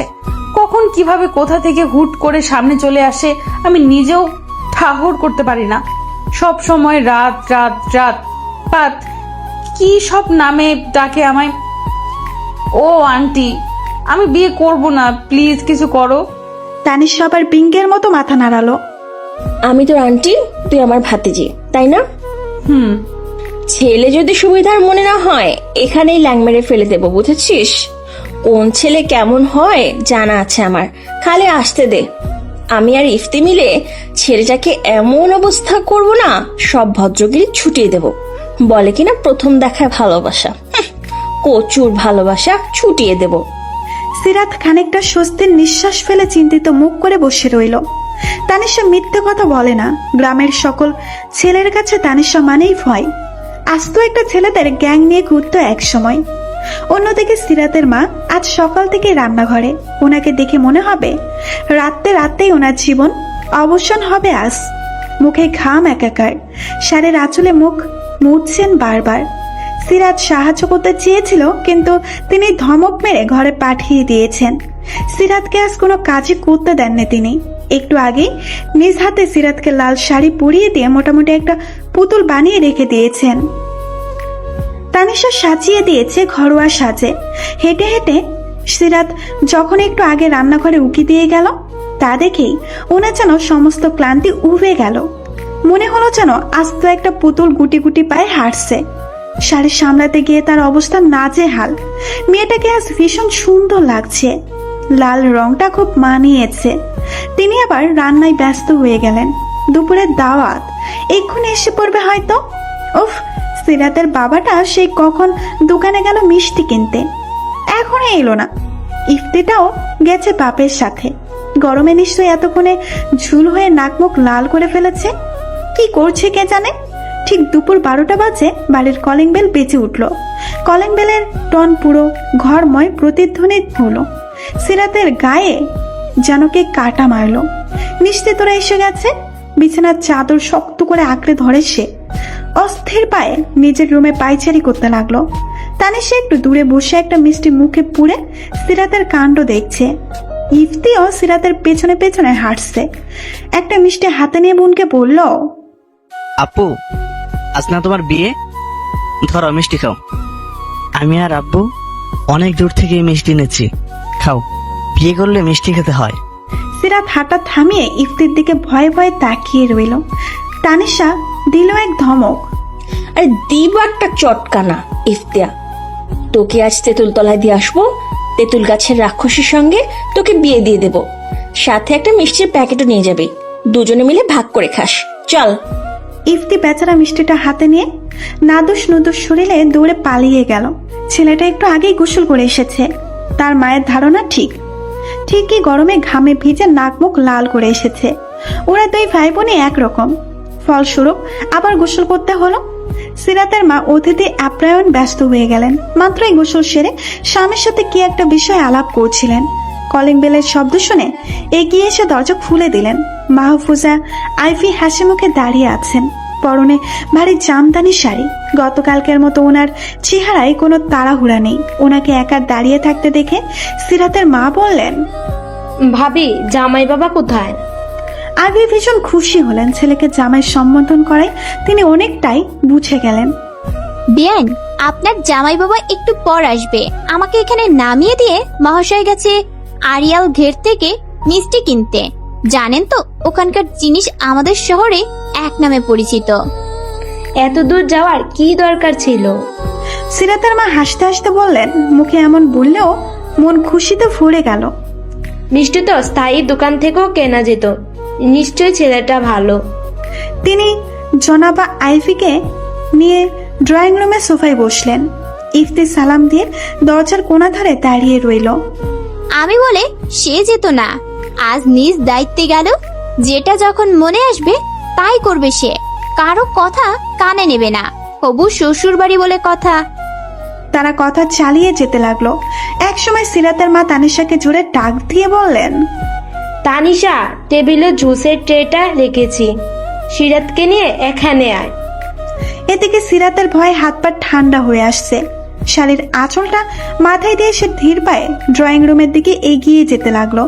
রীতিমতো দাঁতে কিরমির করছে সে। তানিশার ট্রে হাতে নিয়ে ফিক করে হেসে দিল। তোর মতো কনে আমি এই জীবনে দেখিনি, পাগলি একটা। এত ভয় পাওয়ার কি আছে? তানিশা এত কিছু বুঝালো, তারপরেও সিরাত মৃগী রোগীর ন্যায় কাঁপতে লাগলো। জানাবা আইফিকে সে পায়ে ধরে সালাম করে মায়ের পাশে মাথা নিচু করে বসলো। নানা প্রশ্নের উত্তর দিতে দিতে আর চোখে আশেপাশে তাকালো। কি ব্যাপার, ছেলে আসেনি নাকি? স্বস্তির নিঃশ্বাস ফেললো সে। এত কিছুর পরেও তার একটা বিষয় ভালো লাগলো, সামনে বসে থাকা ভদ্র মহিলা তাকে অন্যদের মতো হেঁটে দেখাতে বলেননি, চুলে হাত দেননি, খুব বেশি প্রশ্নও করলেন না। ভদ্র মহিলা বেশ আধুনিক মন মানসিকতার, কথার ধরন শুনে বোঝা যায়। হঠাৎ কলিং বেল বেজে উঠল। জনাবা আইফির মোবাইলে কল এলো। তার ছেলে নিচে এসেছে, মিষ্টি নিয়ে উপরে আসছে। কলিং বেল বাজার পর সিরাত তানিশার হাতটা শক্ত করে ধরলো। বুকের ভেতর টিপ টিপ আওয়াজ হচ্ছে। সবাইকে অবাক করে দিয়ে সিরাতের মা বললেন, সিরাত, তুই যা, দরজাটা খুলে দিয়ে জামাই বাবাকে নিয়ে ভেতরে নিয়ে আয়। মাহফুজা আইভিও তাল মেলালেন। হ্যাঁ মা, তুমিই যাও।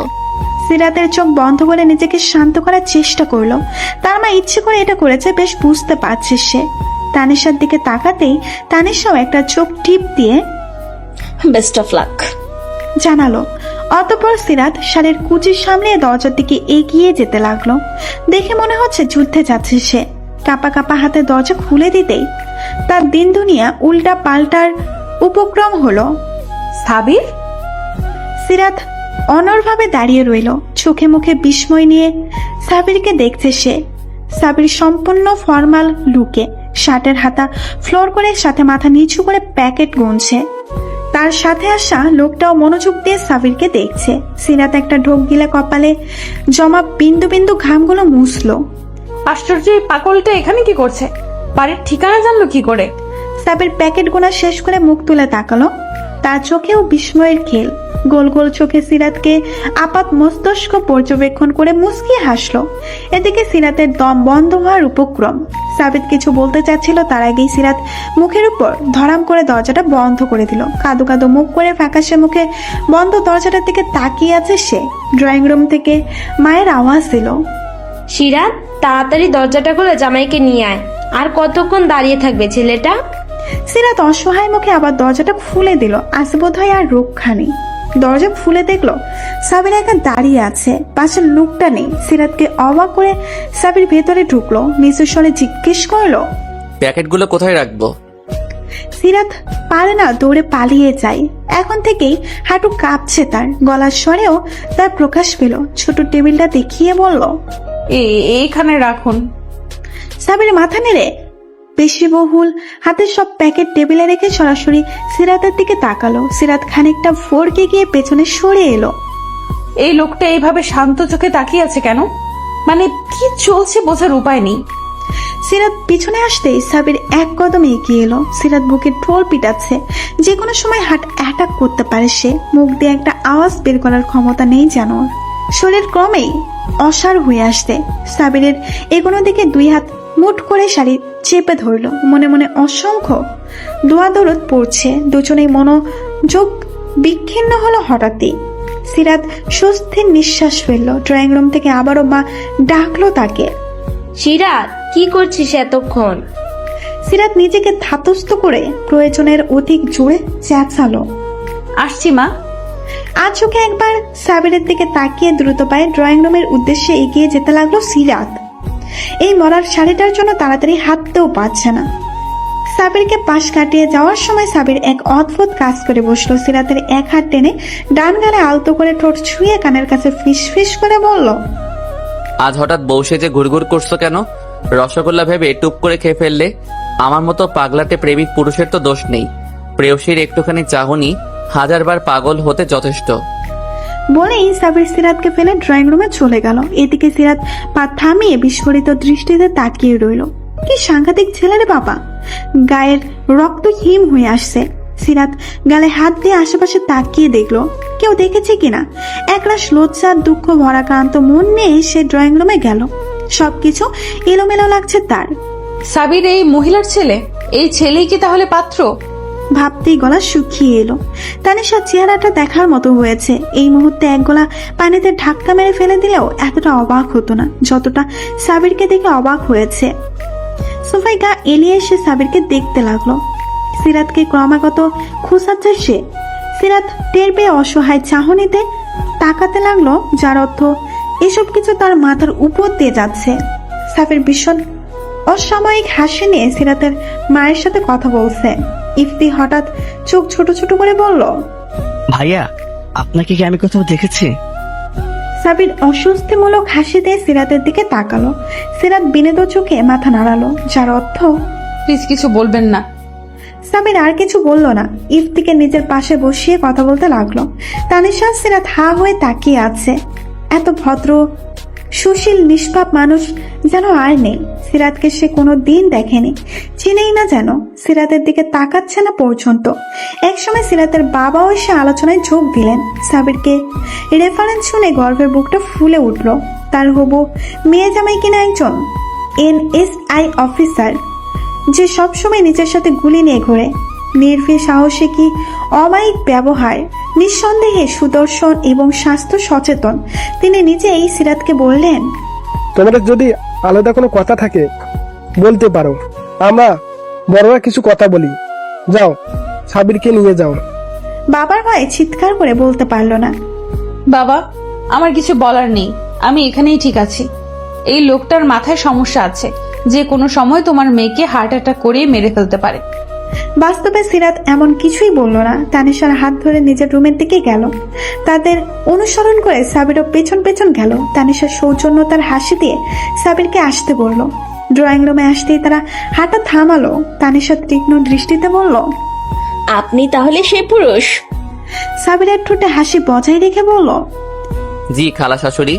তানিশা হতাশার নিঃশ্বাস ফেলল।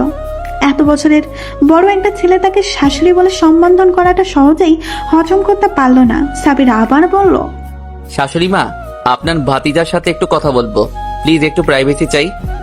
তানিশা আবারও অবাক হলো। মুখে হাসি ঝুলিয়ে সিরাতকে বলল, সিরাত, যা সাবিরকে তোর রুমে নিয়ে যা। সিরাত অসহায় চোখে তাকিয়ে তানিশার চোখ দিয়ে আশ্বস্ত করলো।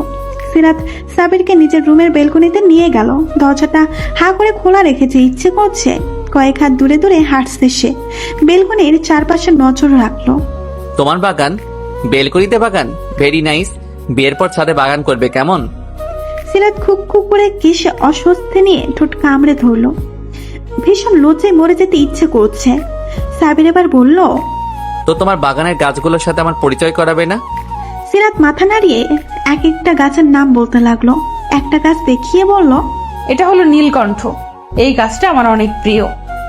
সাবির আরেকটা গাছ দেখিয়ে বলল, ওটা কি গাছ? এটা হলো টগর গাছ, সাদা সাদা ফুল ধরে। আপনি যদি কিছুদিন আগে আসতেন দেখতে পেতেন। সিরাত এবার অনর্গল মুখে বলতে লাগলো, এটা হাসনা হেনা। রাত হলে আমার পুরো রুম গন্ধে ভরে যায়। গন্ধরাজ্য আছে। আব্বুকে একটা নয়নতারা আনতে বলেছিলাম। জানেন, এটা বুলবুলির বাসা বেঁধেছে।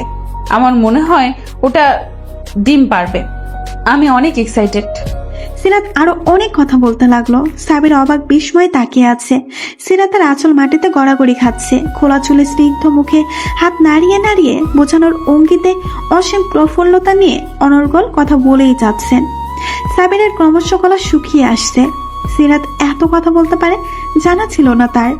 এত চঞ্চলতা আগে নজরে আসেনি। এক প্রকার ঘুরে চলে গেল। মূলত অস্বস্তি কাটাতে বাগানে নিয়ে কথা বলছিল সে। ঘোর লাগা দৃষ্টিতেই বলতে লাগলো, তো এসব গাছ কে এনে দেয়? সিরাত সাবিরের দিকে না তাকিয়ে বলতে লাগলো, ঠোঁটের কোণে কিঞ্চিত হাসির রেখা রেখে, আব্বু আনি, আমি আনতে বলি। টপ কে আনে? বেশিরভাগ আব্বু এনে দেয়, তবে আমিও কলেজ থেকে আসার সময় কিনে আনি। ভাবছি একটা বেলি ফুলের চারা আনবো, অনেক ভালো হবে, তাই না? সিরাত এবার সাবিরের দিকে তাকালো। সাবিরের অন্যরকম দৃষ্টি দেখে তার চাঞ্চলতা হারিয়ে গেল। ভর করলো একরাশ লজ্জা। চুল ঠিক করার বাহানায় সে অন্যদিকে ঘুরে গেল। সাবির নিঃসন্দেহে হেসে সিরাতকে কাছে টানলো। সিরাত ভয়ে ভয়ে এদিক ওইদিক তাকাচ্ছে, মুখ বন্ধ হয়ে গেছে। সাবির সিরাতকে নিজের দিকে ঘুরিয়ে সামনে চুলগুলো কানে গুজে দিতে দিতে আকুল কণ্ঠে বলল, রাত, প্লিজ বিয়েতে রাজি হয়ে যাও। আমি তোমাকে কিভাবে এক্সপ্লেইন করব জানি না। How much I love you. আমি জানি তুমি পড়তে চাও। বিশ্বাস করো, তুমি যা চাও তাই হবে। আমি তোমাকে বাধা দেব না। তুমি বিয়েতে অমত করো না। সিরাত কিছু না বলে মাথা নিচু করে শুনতে লাগলো। ইভেন দো মা যে এখানে আসবে আমি জানতামই না। কাল তোমার কথা মাকে বলেছিলাম। বাসার ঠিকানা নিয়ে যে এখানে আসবে আমার ধারণাতেও ছিল না। তোমাকে খুব পছন্দ হয়েছে সবার। I am sorry. তোমার বিয়ে যদি আমার সাথে না হয় আর কারোর সাথে হতে দেব না। সিরাত শুধু বিড়বিড় করলো। আপনার মা আপনার চেয়েও ফাস্ট। সেদিনের মতো সাবির আর তার মা চলে গেল। জসিরাতের বাবা বিয়েতে মত দিয়ে দিয়েছেন। তিনি সাবিরকে মেয়ে জামাই করতে রাজি। শুধু তাই নয়, আগামী মাসেই সাবিরের মা সিরাতকে বউ করে ঘরে তুলতে চান। সাবিররা চলে যাবার পর সিরাতের মা পুরো বিল্ডিং এ মিষ্টি বিলি করলেন। অন্যদিকে সব শুনে সিরাত তপ্তা মেরে বসে পড়ল ফ্লোরে। কোনো প্রতিক্রিয়া করছে না দেখে তানিশা তার হাত ধরে ঝাঁকাতে লাগলো। তবুও সিরাত নির্বাকার। হুট করে বলে বসলো, আন্টি আমাকে মেরে ফেলো, আমি ওই পাগলকে বিয়ে করতে পারবো না। শুধু ওই পাগলকে বিয়ে কেন, আমি এখন বিয়েই করবো না, আমি পালিয়ে যাব। তানিশা ব্যাপারটাকে হালকা ভাবেই নিল, কারণ সিরাত মুখে অনেক বড় বড় কথা বলে কিন্তু কাজের বেলায় ফাঁকা। পাগল হয়ে গেছিস? আন্টি তুমি খেয়াল করেছো মা বাবা কেউ আমার কোনো মত নেয়নি? আমার কি কোনো কথা থাকতে পারে না? আমি এত পর হয়ে গেছি, আমি পালিয়ে যাব আন্টি, সত্যিই পালিয়ে যাব। তুই যাই বলিস ভাই, সাবিরের কিন্তু দম আছে, মানতেই হবে। ভাবা যায় সেদিন তোকে এক পলক দেখার জন্য একেবারে গ্রামে গিয়ে হাজির হয়েছিল। যাকে তুই তো ঠিক মতো চিনতিসই না, সেই ছেলেটাই আজ তোর হবু বর। তুই যেমন বিহেভ করিস, ছেলেটা কিন্তু মোটেও খারাপ না, ভালোবাসে তোকে। সিরাত এবার চোখ গরম করে তাকালো। আন্টি আমাকে কনভিন্স করার চেষ্টা করবে না। ধ্যাৎ, তুমিও আমার কথার গুরুত্ব দিচ্ছ না। আরো কয়েকটা দিন গেল। সিরাত সেই দিনের পর থেকে আর কলেজে যায়নি। না, কেউ মানা করেনি, ইচ্ছে করেই যাচ্ছে না। শেষমেশ থাকতে না পেরে তার মা বলল, কি রে, কলেজে যাচ্ছিস না কয়দিন? সিরাত গলা উঁচু করে বলল, কলেজে গিয়ে কি হবে মা, এমনিতেও বিয়ে হয়ে যাবে। পড়ালেখা থেকে মন উঠে গেছে তাহলে? মন থেকে কি হবে মা, এমনিতেও বিয়ে হয়ে যাবে। সাবির তোকে কল করলে রিসিভ করিস না কেন? কথা বলে কি হবে মা, এমনিতেও বিয়ে হয়ে যাবে। কথাটা বলেই জিভ কাটলো সিরাত। কি বলতে কি বলে ফেলেছে। ইস, মাথা নিচু করে নিজের রুমে চলে এলো। তানিশা মাত্রই তার বরের সাথে কথা বলে বারান্দা থেকে এসেছে। সিরাতকে লজ্জা পেতে দেখে ভ্রু কুঁচকিয়ে এলো তার। মাথায় টোকা দিয়ে বলল, কি ব্যাপার? ব্যাপার হলো তোমরা আমার কথার গুরুত্ব দিচ্ছ না, আমি সত্যিই পালিয়ে যাব। তানিশা মুখ বাঁকিয়ে বলল, দেখা যাবে। সে কথা বাদ দাও, তুমি নাকি চলে যাবে বলেছো। শুনো, তুমি এখন যেতে পারবে না। গ্রামে গিয়ে কি করবে? আপাও তাই বলল। দেখি তোর খালু যদি অনুমতি দেয় তাহলে থাকবো। আমি ওনাকে বুঝিয়ে বলবো, তুমি চিন্তা করো না। আচ্ছা। পরের দিন সকাল, সিরাত সুযোগ সন্ধানের দৃষ্টিতে সবার মতে গতি পর্যবেক্ষণ করছে। আজও সে কলেজে যায়নি। বাবা অফিসে, ইফতিও স্কুলে, মা গেছে পাশের বাড়িতে, আর তানিশা ঘুমোচ্ছে। এই সুযোগের অপেক্ষায় ছিল সিরাত। তার কথাকে আজ কাজে পরিণত করবেই করবে, আজ বাড়ি থেকে পালিয়ে যাবেই যাবে। যেই ভাবা সেই কাজ। নিজে জমানো টাকা যা আছে তা নিয়ে একেবারে রেডি হয়ে রাস্তায় পর্যন্ত চলে এলো। মোবাইলটা সুইচ অফ করে ভাবতে লাগলো কোথায় যাবে এখন। লাইব্রেরিতে যাওয়া যায়, এখানে ঘন্টার পর ঘন্টা বসে থাকলেও কেউ কিচ্ছু বলবে না। ফুরফুরে মেজাজে লাইব্রেরিতে গেল সিরাত। একটা ইংরেজি নভেল বুক হাতে নিয়ে বেশ কিছুক্ষণ নাড়াচাড়া করলো। ঘন্টার পর ঘন্টা পেরিয়ে যাচ্ছে। এদিকে সিরাতের মা চিন্তা হচ্ছে। মা চিন্তায় এতক্ষণে বাড়িতে চলে এসেছে। তানিশা আন্টি জেগে গেছে। বাবাকে কল করে বলে দিয়েছে ইফতি হয়তো কান্না শুরু করে দিয়েছে। থানায় গিয়ে ডায়েরি করেছে। পত্রিকায়ও তার ছবি দিয়ে নিখুঁত সংবাদ ছাপা হয়েছে। ধুর, এসব কি ভাবছে সে? একটু বেশি হয়ে গেল না? একরাশ দ্বিধা নিয়ে মোবাইলটা অন করলো। 20 মিনিট পার হয়ে গেল কিন্তু কেউ কল করলো না। কি ব্যাপার? এতক্ষণে তো সখানে কল আসার কথা। ভেবে চিন্তা আবার মোবাইলটা অফ করে আশেপাশে তাকালো। লাইব্রেরিয়ান ছেলেটাকে কেমন চোখে যেন তাকাচ্ছে। এদিক খিদেই পেট চুচু করছে। দুপুর তো সেই কখন পেরিয়ে গেছে। একটা সস্তা রেস্টুরেন্টে ঢুকে সিরাত দুপুরের আহার সারলো। রাস্তার ফুটপাথ ধরে হাঁটতে হাঁটতে ভাবতে লাগলো, এখন কি করা যায়? কেন যে পালিয়ে এলাম? বাড়িতে সবাই কি আমাকে ভুলে গেছে? কোথায় যাব এবার? হেস, শিলার বাড়িতে যাওয়া যায়। আন্টি আমাকে অনেক দিন হলো যেতে বলেছে। শিলার সাথেও কথা হয় না অনেক দিন। এই ফাঁকে ওখান থেকেই ঘুরে আসি বরং। একটা রিকশায় চেপে সিরাত এবার শিলার বাড়িতে চলে গেল। দুই বান্ধবী মিলে অনেকক্ষণ গল্প করলো। শিলার মা সিরাতকে ভীষণ পছন্দ করে। এমন শান্তশিষ্ট মেয়ে আর একটা ম্যাগনিফাইং গ্লাস দিয়ে খুঁজলেও পাওয়া যাবে কিনা সন্দেহ। সেই শান্ত বিশিষ্ট লেজহীন বিশিষ্ট সিরাত নামের মেয়েটা যে বাড়ি থেকে পালিয়ে এসেছে শুনলেই বুড়ো বয়সে হার্ট অ্যাটাক করতে হতো ওনাকে। সন্ধ্যার সময় সিরাত এবার গাইগুই শুরু করেছে। কি করবে বুঝতে পারছে না। মনের ভিতর কু ডাকছে, বাড়ি যেতে ইচ্ছে করছে। মাস ওর ঠ্যাং ভেঙে ফেলবে নির্ঘাত। বাবা মিনিটে মিনিটে একটা করে চড় মারবে। তানিশা আন্টিও হয়তো রাগ করে কথা বলবে না। রাগে দুঃখে সিরাত কেঁদে দিল। আকাশ সম রাগ নিয়ে সিরাত এক ভয়ঙ্কর কাণ্ড করে বসলো। মোবাইল অন করে সরাসরি সাবিরকে কল করলো।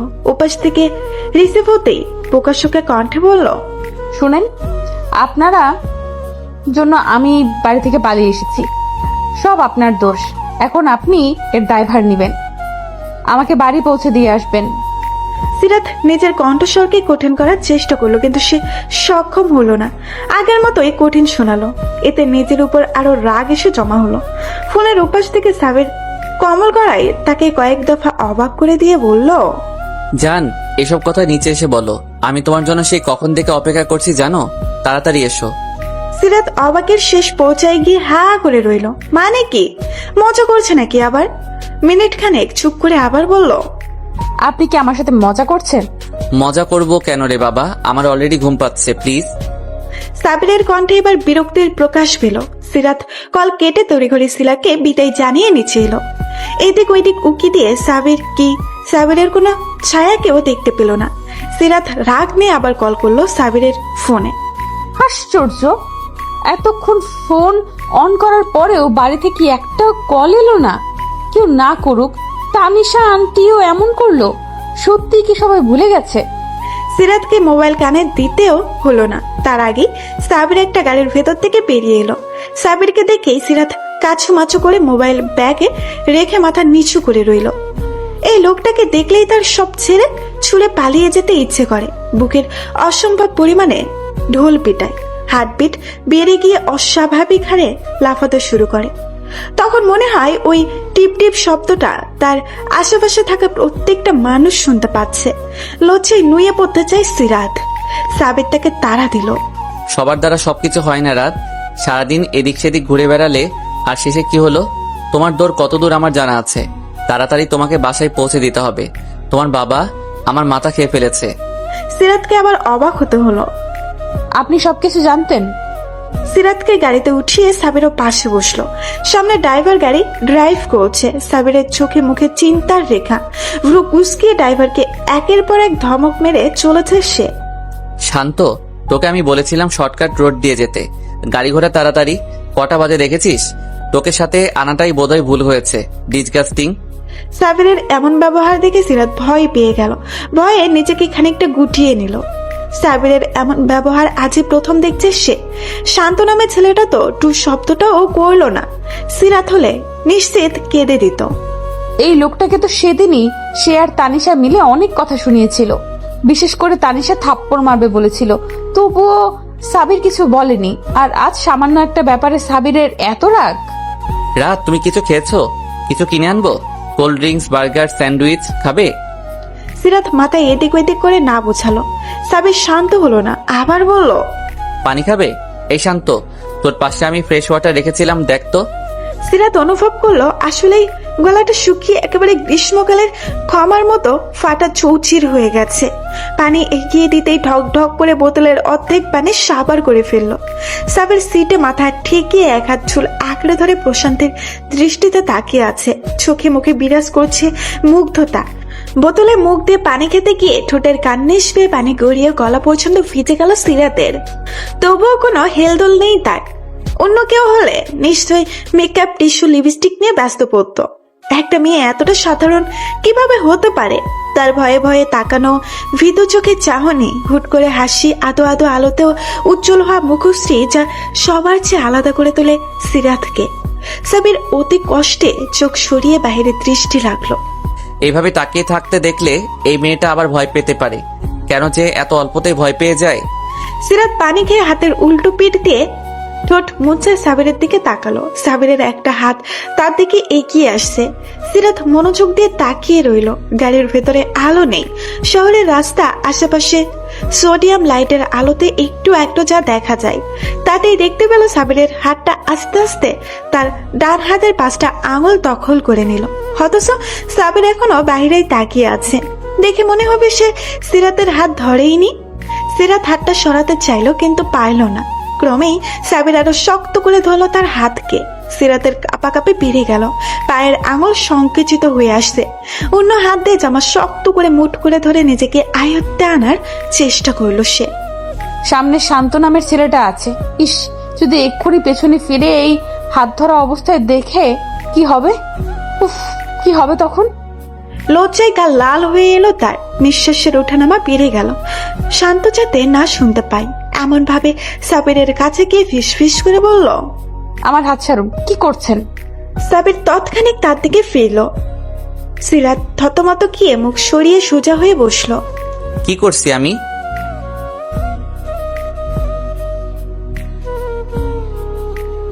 সিরাত আতঙ্ক নিয়ে সামনে তাকালো। সিরাতের কোনো জবাব না পেয়ে সাবির আবার বলল, তোমার হাত ধরেছি তো কি হয়েছে রাত? ভালোবাসার মানুষের হাতটা ধরেছি, একটু এইভাবে থাকি না প্লিজ আর একটু? তুমি জানোই how much I love you. Sirat এবার সাবিরের মুখ চেপে ধরলো। মানুষ এতটা নির্লজ্জ কিভাবে হতে পারে? শান্ত কি মনে করেছে কে জানে? রোবট নাকি? যেমন ছিল তেমনই গাড়ি চালাচ্ছে। মুখের ভাবভঙ্গি এমন যে কিছুই শুনেনি। আশ্চর্য, এখানে সবাই পাগল। সাবির নিঃশব্দে হাসতে লাগলো। খানিকক্ষণ পর হাসির মাত্রা আরো বেড়ে গেল। সিরাত তো পাইলে লজ্জায় কোথাও লুকিয়ে পড়বে। অবশেষে তারা বাড়িতে পৌঁছালো। সিরাত ভয়ে ভেতরে ঢুকছে না। আল্লাহ, আমার কি হবে এখন? আজ আমি শেষ। সিরাত কান্না মুখ করে বিড়বিড় করতে লাগলো। সাবিরের দিকে চোখ যেতেই দেখলো লোকটা আবার মিটি মিটি হাসছে। সিরাত চোখ বড় বড় করে বলল, আজব, আপনি হাসছেন কেন? কই না তো। আমি স্পষ্ট দেখলাম। সাবির একটা দীর্ঘ শ্বাস ফেলল। আশ্বস্তের ভঙ্গিতে বলল, ডোন্ট ওয়ারি রাত, তোমার পরিবারের সবাই জানে যে আজ সারাদিন তুমি আমার সাথে ছিলে। আমরা একসাথে ঘুরে বেরিয়েছি, দুপুরে লাঞ্চ করেছি, শপিং করেছি, আরো অনেক কিছু। আফসোস যদি এমন হতো। বাদ দাও, সামনে হবে ইনশাল্লাহ। তুমি এখন থেকে একদমই কোনো বিষয় নিয়ে চিন্তা করবে না। আমি সবসময় তোমার সাথে, তোমার পাশে আছি। আমার শ্বশুর অনেকদিন ধরে তোমাকে আগলে রেখেছে এই বাইরের জগৎ থেকে। আমি অনেক থ্যাঙ্কফুল উনার কাছে যে তুমি এখনো পবিত্র, স্বচ্ছ, পরিষ্কার। আই লাইক ইউর সিম্পলিটি, আর যা আমাকে সবসময় তোমার দিকে টানে। লাভ ইউ সিরাত, আমি সত্যি তোমাকে অনেক বেশি ভালোবাসি, তোমাকে অর্ধাঙ্গিনী হিসেবে পেতে চাই। সিরাত অবাক হয়ে সাবিরের দিকে তাকিয়ে আছে। সাবিরের কথা সে বুঝেছে কিনা বোঝা গেল না, পুরোটা সময় সে শুধু ভাবলো লোকটা এত সুন্দর বুঝিয়ে কথা বলতে পারে কেন? এত সুন্দর কেন আপনি? সাবির চলে যাবার পর সিরাত বাড়িতে ঢুকলো।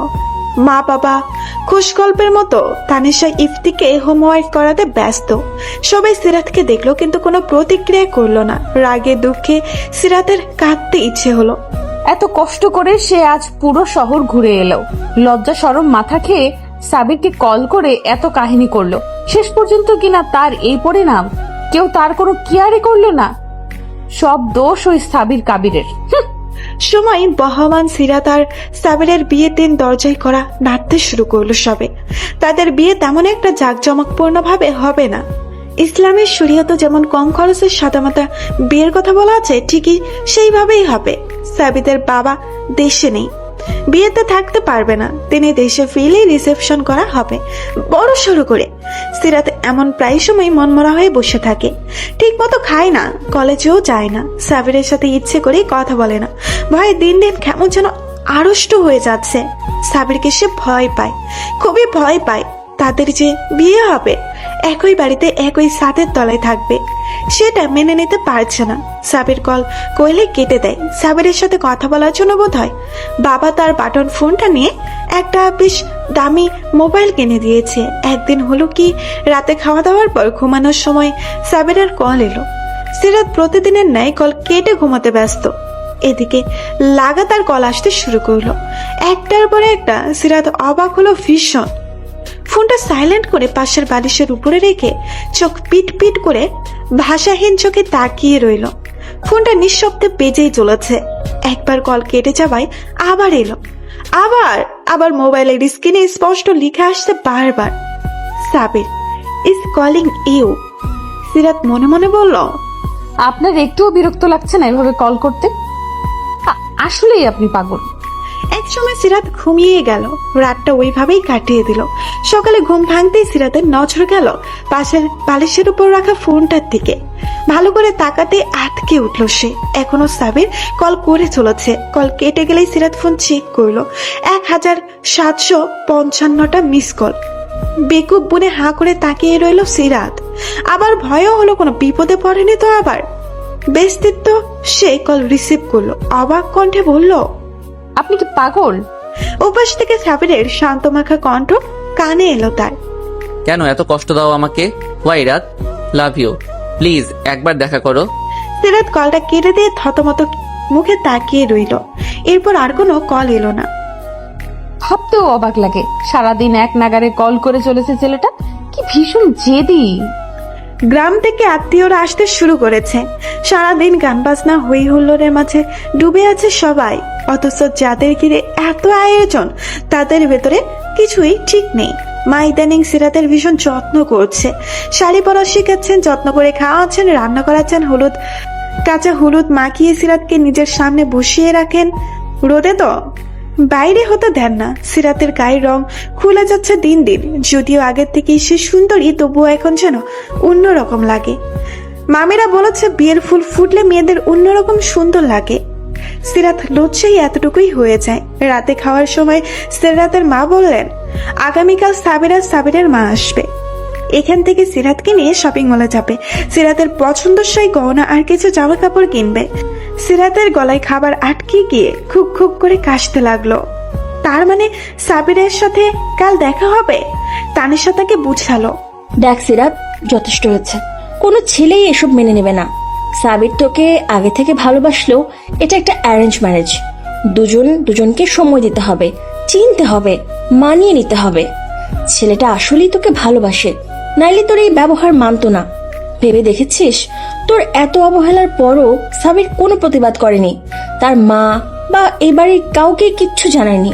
তোর ভাগ্য ভালো বলেই এত কিছু করতে পারছিস। তানিশা আরো অনেক কিছু বুঝালো, কিন্তু কাজ হলো না। সিরাত থ মেরে বসে রইল। আসলে সে নিজেও বুঝতে পারছে না তার এমন কেন হচ্ছে। সাবিরকে সে মেনে নিতে পারছে না, এই বিয়ের ব্যাপারটাই সে মেনে নিতে পারছে না। সাবিরের প্রতি কোনো আক্ষেপ, ঘৃণা, অবহেলা বা অতীতের কোনো খারাপ স্মৃতি কিচ্ছু নেই। নিজেকে কেন যেন এসবের প্রতি অপ্রস্তুত লাগে। তার আরো সময় প্রয়োজন। পরদিন যথাসময়ে সাবিরের মা সিরাতকে নিতে এলেন। সিরাত আগেই তৈরি হয়ে বসেছিল। সাবিরের মা এসেছে শুনে ভাবতে লাগলো, সাবির কি আসেনি? ড্রয়িং রুমে শুধু সাবিরের মাকে দেখা গেল। সিরাতও আগ বাড়িয়ে সাবিরের কথা জিজ্ঞেস করলো না। ঠোঁটের কোণে এক টুকরা হাসি বুলিয়ে সিরাত নিচে নেমে এলো। যাওয়ার আগে তানিশা ফিস ফিস করে বলল, সাবিরের সঙ্গে সব ঠিক করে নিতে, আর কয়দিন বাদে বিয়ে, এমন দূরত্ব আর মানা যায় না। নিচে নেমে সিরাত ছটকা খেলো। সাবির এসেছে, উপরে গেলে কি হতো? মনে মনে অবাক হলেও মুখে প্রকাশ করলো না সিরাত। গাড়ির সামনে তাকাতেই সাবির তাদের জন্য ডোর খুলে দিল। সাবিরের মা আইফির গাড়িতে বসলেন। সিরাত গাড়িতে উঠে বসতেই সাবির ডোর লক করে দিল। সিরাতের চোখ আপনা আপনি সেদিকে চলে গেল। সাবির কাতর দৃষ্টিতে তাকিয়ে আছে, হাজারো অভিমান নিয়ে এক নজরে তাকিয়ে আছে সিরাতের দিকে। সিরাত দৃষ্টি সরিয়ে চোখ ভিজিয়ে মাথা নিচু করে হাত মুসরামুসরি করতে লাগলো। এই মুহূর্তে তার কি করা উচিত ভেবে পাচ্ছে না। সাবির সামনে গিয়ে ড্রাইভারের পাশে সিটে বসলো। গাড়িতেও সিরাত চুপচাপ বসে রইল। সাবিরও মৌনতা পালন করে চলেছে। গোমট পরিস্থিতি বিরাজমান। সিরাত আনমনে সামনে সাবিরের দিকে তাকালো। লোকটার আচরণ আজ বেশ অদ্ভুত লাগছে। অন্য সময় হলে আগ বাড়িয়ে কথা বলতো, সবসময় হাসি লেগে থাকতো মুখে, কিন্তু আজ একবারও কথা বলেনি। সাবিরের চোখ মুখ অনেক শুকনো লাগছে। ভালো করে তাকালে বোঝা যাবে চোখ দুটো লাল হয়ে আছে। রাতে ঘুমায়নি না কি? কেন যেন সিরাতের খুব কাঁদতে ইচ্ছে হলো। সাবির এমন কেন করছে? একবারও জিজ্ঞেস করলেন না রাত কেমন আছো, কোনো সমস্যা হচ্ছে না তো? এই সময় সাবিরের মা তাদের দুইজনকে উদ্দেশ্য করে বললেন, তোমাদের মধ্যে কি কোনো ঝামেলা হয়েছে? মা, তুই বল, আমার ছেলের কি অবস্থা কেন? সিরাত শুকনো কাশলো, কিছু বলল না। সামনে থেকে সাবিরকে বলল, আম্মু, কাউকে কিছু বলার দরকার নেই, আমি ঠিক আছি। সিরাত অপমান বোধ করলেও কি বলবে খুঁজে পেল না। এরই মাঝে তারা শপিং মলে চলে এলো। তাদের কথাও আর এগুলো না। সাবির কাকে যেন কল করতে করতে তার মা আর সিরাতকে নিয়ে মলের ভেতরে চলে গেল। নিচতলায় অনেক মানুষের ভিড়। সিরাতের পেছনে সাবির নানা মানুষের হাত বাঁচিয়ে সামনে হাসছে। সাবিরের চৌড়া বুকের সাথে সিরাতের মাথার সংঘর্ষ হচ্ছে পাহাড় পার। সিরাত অস্বস্তিতে মাটিতে মিশে যেতে চাইল। উপরের তলায় আসতেই ভিড় কমলো। নানা দোকান ঘুরে ফিরে জিনিস কিনছে সাবিরের মা। একটা লোক এসে যোগ দিল তাদের সাথে। লোকটাকে সিরাত চেনে না। সে ফর্মাল ড্রেসে শপিং মলের প্যাকেটগুলো নিয়ে তাদের সাথে হাঁটছে। গয়নার দোকানে ঢুকতেই সাবিরের মা বললেন সিরাতের নিজের পছন্দ মতো ডিজাইন চুজ করতে। তীব্র অস্বস্তি নিয়ে সিরাত বলল যা ইচ্ছে কিনতে। তার পছন্দ ভালো লাগে না। এই সময় সাবির তার পাশে এসে দাঁড়ালো। তুমি কি আমার জন্য আনইজি ফিল করছো? চলে যাব? সিরাত অসহায় চোখে তাকালো। সাবিরের আজকের ব্যবহারের সাথে সম্পূর্ণ পরিচিত সে। সাবির আবার বলল, শুনেছি কেনাকাটার ব্যাপারে মেয়েরা খুব সচেতন। একটা জিনিস কেনার জন্য 10 দোকান ঘুরবে। তুমি তো এমন কিছুই করলে না। অন্তত গয়না কি পছন্দ তা তো বলো। সিরাত হুট করে বলল, আপনারা অনেক বড় লোক, তাই না? সিরাতের কথা শুনে সাবির জোরে জোরে হাসতে লাগলো। এই মেয়েটা এমন কেন? রাগ করেও থাকা যায় না। হাসি থামিয়ে বলল, না তো, সাবির খুব গরিব মানুষ, কিন্তু সিরাতের বরের অনেক টাকা। সিরাত আগামাথা কিছুই বুঝলো না। অবশেষে সিরাত আর সাবিরের মা দুইজন মিলে সিরাতের গয়না পছন্দ করলো। সিরাত শুধু তাদের হ্যাঁতে হ্যাঁ আর নাতে না বিনিয়াচ্ছে। সমস্ত কেনাকাটা শেষ। একটা ভালো রেস্টুরেন্টে খাওয়া দাওয়া সারলো তারা। সাবির ওই লোকটার সাথে প্যাকেটগুলো গাড়িতে রাখার জন্যই নিচে গেল। এখন টেবিলে আছে শুধু সাবিরের মা আর সিরাত। সিরাত সেই কখন থেকে টেবিলে না করছে, কোথাও মনোযোগ নেই তার। সাবিরের মা তা অনেকক্ষণ আগে থেকেই খেয়াল করে আসছে। তিনি তীক্ষ্ণ চোখে বললেন, তোদের মধ্যে সব ঠিকঠাক আছে তো? সিরাত বিষমকে অপ্রস্তুত হাসলো। শোনো মেয়ে, কিছু কথা বলি, মনোযোগ দিয়ে শোনো।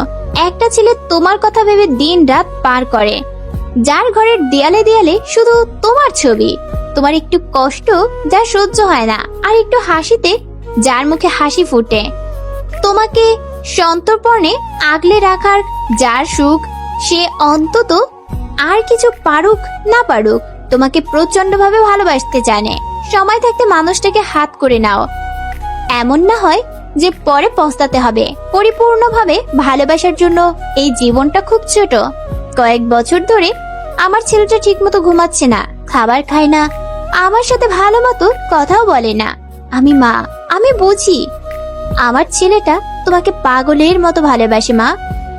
সাবির আমার ছেলে বলে বলছি না, যেদিন প্রথম তোমাদের বাড়ি এলাম তার আগে কি হয়েছে শুনবে? সাবির আমার পা জড়িয়ে ধরে বলল, আম্মু আমি সিরাতকে চাই, প্লিজ ওকে এনে দাও। আমি তোমার অবস্থা বুঝতে পারছি, সময় নাও, তবে বেশি করে না। তাকে একবার সুযোগ দাও নিজেকে প্রমাণ করতে। সিরাত কিছু না বলে মাথা নিচু করে নিঃশব্দে কাঁদতে লাগলো। সিরাতের মা আবার বললেন, আমি কিছু একটার বাহানায় চলে যাচ্ছি, আমার ছেলে আসছে, তোরা কথা বল নিজেদের মাঝে। বোকা মেয়ে, কাঁদতে হয় না। আচ্ছা আমি যাই, হ্যাঁ। সাবিরের মা চলে যাবার পর সিরাত একই ভাবে বসে রইল। ওই লোকটা সাথে নেই, হয়তো চলে গেছে। রেস্টুরেন্টে তেমন ভিড় নেই, কয়েকজন ওয়েটার হাঁটা চলার আওয়াজ আর ডিশের টুংটাং আওয়াজ ছাড়া কোনো শব্দ নেই। এমন একটা পরিবেশে কান্নারত সিরাতকে বড্ড বেমানান লাগলো। দূর থেকে সাবিরকে আসতে দেখে সিরাত তাড়াতাড়ি টিস্যু দিয়ে চোখের পানি মুছে নিজেকে স্বাভাবিক করার চেষ্টা করলো। তার কানে সাবিরের মা আইভির কথা বাজছে, তিনি ভুল কিছু বলেননি। সাবির পাশে এসে বসলেও সিরাত মাথা নিচু করে রইল। সাবির ইতস্তত করছে, এইবার টেবিলের উপরে হাত রাখছে, কয়েকবার হাত নামিয়ে আশেপাশে তাকাচ্ছে। খানিকক্ষণ পর বাসানো গলায় বলল, আম্মু কোথায়? সিরাত এবার মুখ তুলে সাবিরের চোখে সরাসরি তাকালো। চোখের পাপড়িগুলো এখনো ভেজা, ফোলা গাল দুটো লাল লালন আভা। উনি একটু কাজে গেছে, কোথায় বলে যাননি, কাজ শেষ হলে চলে আসবেন। সাবির চমকে গেল। নিজেদের দূরত্ব কমিয়ে হুড়মুড় করে সিরাতের পাশের চেয়ারে এসে বসলো সে। উত্তেজিত গলায় বলল, তুমি কাঁদছো কেন? কেউ কিছু বলেছে রাত? সিরাত কিছু না বলে নিশ্চুপ নয়নে তাকিয়ে রইল। এতে যেন সাবিরের উত্তেজনা আরো বেড়ে গেল। বলো কি হয়েছে? সিরাত এবারও নিশ্চুপ থাকায় সাবিরের বেলায় শক্ত হয়ে গেল। সাবির দাঁড়িয়ে গলা উঁচু করে কথা বলতে লাগলো। ওকে কে কি করেছে বলো, কে টিচ করেছে? আমি ছাড়বো না কাউকে, সময় থাকতে বলে দাও। আমার সম্পর্কে আশা করি খুব ভালো ধারণা আছে সবার। দূর থেকে ম্যানেজার হন্তদন্ত হয়ে ছুটে আসছে এদিকে। সিরাত অবাক হয়ে তাকিয়ে আছে। সামান্য একটা বিষয়ে সাবিরের এহেম আচরণ তাকে বিস্মিত করেছে। পরিস্থিতি সামাল দিতে সাবিরকে বলল, এখানে আমার ভালো লাগছে না, বাইরে যাব। সাবির কঠোর কণ্ঠে বলল, কি হয়েছে না জানা পর্যন্ত যাব না। কিছু হয়নি, বাইরে যাব বলেছি না। সাবিরকে কিছুটা অবাক হতে দেখা গেল। সিরাত এই প্রথমবার বড় গলায় কিছু বলল। কথা না বাড়িয়ে সে সিরাতকে নিয়ে বাইরে বেরিয়ে এলো। পাশের পার্কে বসলো দুইজন। দুপুরের কড়া রডটা আস্তে আস্তে মিয়ে আসছে। বড় বড় গাছের পাতার কারণে তারা নিজের দখলদারির বজায় রাখতে পারছে না। কয়েকটা শহরের কাক পিছুরা গলায় ডাকতে ডাকতে ক্লান্ত হয়ে চুপচাপ বসে রইল। সিমেন্ট দিয়ে বাঁধানো বেঞ্চে বেশ দূরত্ব রেখে বসে সাবির আর সিরাত। তাদের সামনে একটা ছোটখাটো পুকুর। মনোরম পরিবেশে দুইজন মানবীর মস্তিষ্কে দুই রকমের চিন্তা ভর করেছে। একজন সংকোচ, আরেকজন অস্বস্তিতে। সাবির সামনে চোখ রেখে হুট করে বলে বসলো, আমি কি সবকিছু তোমার উপর চাপিয়ে দিয়েছি রাত? সিরাত প্রশ্নবোধক চোখে বলল, মানে? সাবির একটা দীর্ঘশ্বাস ছাড়ল। এই যে হুট করে তোমার সাথে পাগলামি করা, জড়িয়ে ধরা, হুট আর তোমার সামনে হাজির হওয়া, ভালোবাসার কথা বলা, সবকিছু। তারপর আমার মা তোমার বাড়িতে বিয়ের প্রস্তাব দেওয়া, তোমার মা বাবা রাজি হয়ে যাওয়া, আর কয়েকদিন পর বিয়ে, সবকিছু তোমার উপর চাপিয়ে দেওয়া হয়েছে, তাই না? তুমি হুট করে এত কিছু সামলাতে পারছো না। বিয়ে নামক একটা ভারী বিষয় যা কয়েকদিন পর তোমার সাথে হতে যাচ্ছে, তা তুমি মানতে পারছো না। এইসব কিছু তোমাকে অনেক প্রেশার দেয়, তাই না রাত? সিরাত কি বলবে খুঁজে পেল না। সাবির যা বলেছে তা একটা অক্ষর মিথ্যে নয়। তার মাথায় এলো না এসব কথা সাবির কিভাবে জানতে পেরেছে। তার মন আর মস্তিষ্ক ভাবতে লাগলো, তার জীবন আসলে নিজস্ব কোনো মতামত নেই। বিয়ের মতো এত বড় একটা সিদ্ধান্তে কেউ তার মতামত চায়নি। শুধু বিয়ে না, জীবনের কোনো সিদ্ধান্তই সে নিতে পারেনি। নিজের আবদ্ধ পৃথিবীতেই সে সীমাবদ্ধ। জীবনের এতগুলো বছর পেরিয়ে গেল, অথচ সে এখনো সিদ্ধান্তহীনতায় ভোগে। আর 5টা মেয়ের মতো সে না। যেখানে নিজের কোনো মতামত নেই, সেখানে এই সম্পর্কটাকে জোড়ানো করার ইচ্ছেটাও যেন মরে যাচ্ছে। আমাকে কি বলবে বুঝতে পারছো না, তাই না? সিরাত উপরিনিশ মাথা নাড়ালো, তারপর হুট করে কেঁদে দিল। সাবির আর একটু ঘনিষ্ঠ হয়ে সিরাতের হাতে হাত রাখলো। জীবন এত সহজ না রাত, আমি তোমাকে সম্মান করি। এই যে এত কিছুর পরও তুমি আমাকে হুট করে ভালোবাসছো না, এজন্য আমি তোমাকে ভালোবাসি। মেয়েদের এমনই হওয়া উচিত। অন্তত আজকাল যুগের মেয়েদের মতো অতি আপডেট না হওয়া বোকাশোকা মিষ্টি এই সিরাত নামের মেয়েটাকে আমি ভালোবাসি। এই দিক দিয়ে তুমি বেশ স্ট্রং একটা মেয়ে, যে কেউ হুট করে তোমার মনে ভালোবাসার সৃষ্টি করতে পারবে না। সিরাত ফুপিয়ে ফুপিয়ে বলল, তার মানে আপনি বলতে চাচ্ছেন আমি স্ট্রং? অবশ্যই তুমি স্ট্রং গার্ল। শুনো, নিজেকে নিয়ে কখনো হীনমন্যতায় ভুগবে না। মনে করবে নিজের সিদ্ধান্তই বেস্ট ডিসিশন। নিজের জীবন নিয়ে কখনো আফসোস করবে না। মনে আমি তোমার পাশে সবসময় থাকতে চাই রাত। তুমি পরিপূর্ণ স্বাধীনতা পাবে। আমি কখনোই তোমাকে পিছু ডাকবো না। জীবনটা অনেক সুন্দর হবে যদি তুমি তাকে উপভোগ করতে জানতে পারো। মা বাবার প্রতি নিরাশ হয়েও না। একদিন তুমি নিজেই বলবে তাদের সিদ্ধান্ত ভুল ছিল না। আপনি এত ভালো কেন? কারণ তুমি ভালো, তাই। সত্যি আমি স্বাধীনতা পাবো? পাবে, তবে তোমাকে নিজের কাছে রাখার দায়িত্ব আমার। সিরাতের মন এখন অনেকটা হালকা লাগছে। একটু আগেও পরিস্থিতি এমন ছিল না। এমন মনে হচ্ছে সবকিছুই নির্মল, স্বচ্ছ, পরিষ্কার। আশেপাশে সবকিছুই সুন্দর। সাবিরের হাতের বাঁধন আরেকটু শক্ত হলো। সিরাত অস্বস্তি লাগলো না, মুচকি হাসলো সে। আমাকে একটু সুযোগ দেবে রাত নিজেকে প্রমাণ করার? সেদিন থেকে সিরাত অনেক পাল্টে গেল। কথায় কথায় উপচে পড়া হাসি, অনর্গল কথা বলা, হালকা খুনসুটি, এসব ছাড়াও আরো ছোটখাটো ব্যাপার বেশ লক্ষণীয়। আগে সাবিরের কল দেখলেই এড়িয়ে যেত, কিন্তু এখন সারাদিন সাবিরের কলের অপেক্ষায় থাকে। সাবিরের কথা বলার ধরন, হাসি, প্রত্যেকটা কথাই রাত শব্দ উচ্চারণ করা সবকিছুই সিরাত লক্ষ্য করে। কথার মাঝে হুট করে সাবির যখন বলে, রাত ভালোবাসি, প্লিজ আমাকেও একটু একটু ভালোবাসো। সিরাত তখন লজ্জায় হাজারবার মরে যায়। সাবিরকে তার অদ্ভুত ভালো লাগে। মাঝে মধ্যে মনে হয় ভিনদেশি কোনো প্রাণীর সাথে তার ফুল করে পরিচয় হয়ে গেল। আগে মনে হতো এই পৃথিবীতে সিরাত কিচ্ছু না, তার কোনো মূল্যই নেই, সে মরে গেছে। বেঁচে আছে এতে কারো কিছু যায় আসে না। এই জীবন সংসারে তার কোনো অবদানই নেই। এসব বিষয় নিয়ে হুট করে তার মন খারাপ হতো, কিন্তু এখন মনে হয় সে কারো কাছে খুব বিশেষ কেউ, ভীষণ স্পেশাল সে সাবিরের কাছে। তার মন খারাপের সাবিরের মন খারাপ হয়। হাসলে সাবিরের নিষ্ফলক তাকিয়ে থাকা, খুনসুটিনাটি বিষয় খেয়াল রাখা, সবকিছুই মনে করিয়ে দেয় এই পৃথিবীতে আরো মূল্য আছে। নিজস্ব পৃথিবীর বাইরে কেউ তাকে খুব করে চায়। সেই ভুল করে পরিচয় হওয়া ভিনদেশি প্রাণীটা তাকে আস্তে আস্তে জীবনের মানে শিখাচ্ছে কিভাবে একটু একটু করে ভালোবাসতে হয়। পৃথিবীতে সব মানুষকেই কারো না কারো কাছে খুব স্পেশাল। শুধু সঠিক মানুষকে নির্বাচন করতে জানতে হয়, একে অন্যের সময় দিয়ে দুটো পৃথিবীকে একে রূপান্তর করে জীবনকে উপভোগ করতে। এই তো সেদিনের কথা। রাতে বেলকনিতে দাঁড়িয়ে সিরাত সাবিরের সাথে কথা বলছিল। এমন সময় কথা যাই কোনো মানেই হয় না, কিন্তু এই সাধারণ কথাগুলো দ্বারাই এক অদৃশ্য কঠিন মায়াজালে সিরাত আটকা পড়ছিল। কথা বলার মাঝেই সাবির হুট করে বলল, রাত দেখো, আমার আকাশে এক মস্ত বড় চাঁদ উঠেছে। একটা গোলাকার থালার মতো ইয়া বড় চাঁদ। তার আশেপাশে কয়েকটা মেঘ চাঁদটাকে আড়াল করার চেষ্টা করছে। আরো অনেক তারা ঝিকিমিকি করছে। তোমার আকাশেও এমন হচ্ছে রাত? সিরাত সাবিরের কথায় ভ্রু কুঁচকিয়ে ফেলল। মানে আমার আকাশ তোমার আকাশ মানে কি? আকাশ আবার দুটো হয় নাকি? এসব আজগুবি কথা। কৌতূহল দমন করতে না পেরে সে প্রশ্নটা করেই ফেলল। আকাশ তো একটা, তাই না? চাঁদও একটা, তাহলে আমার আর আপনার হবে কেন? এগুলো তো সবার, সব মানুষের। সাবির খুব হাসলো এমন কথা শুনে, তারপর নরম কণ্ঠে বলল, ভেবে নিতে দোষ কি বলো?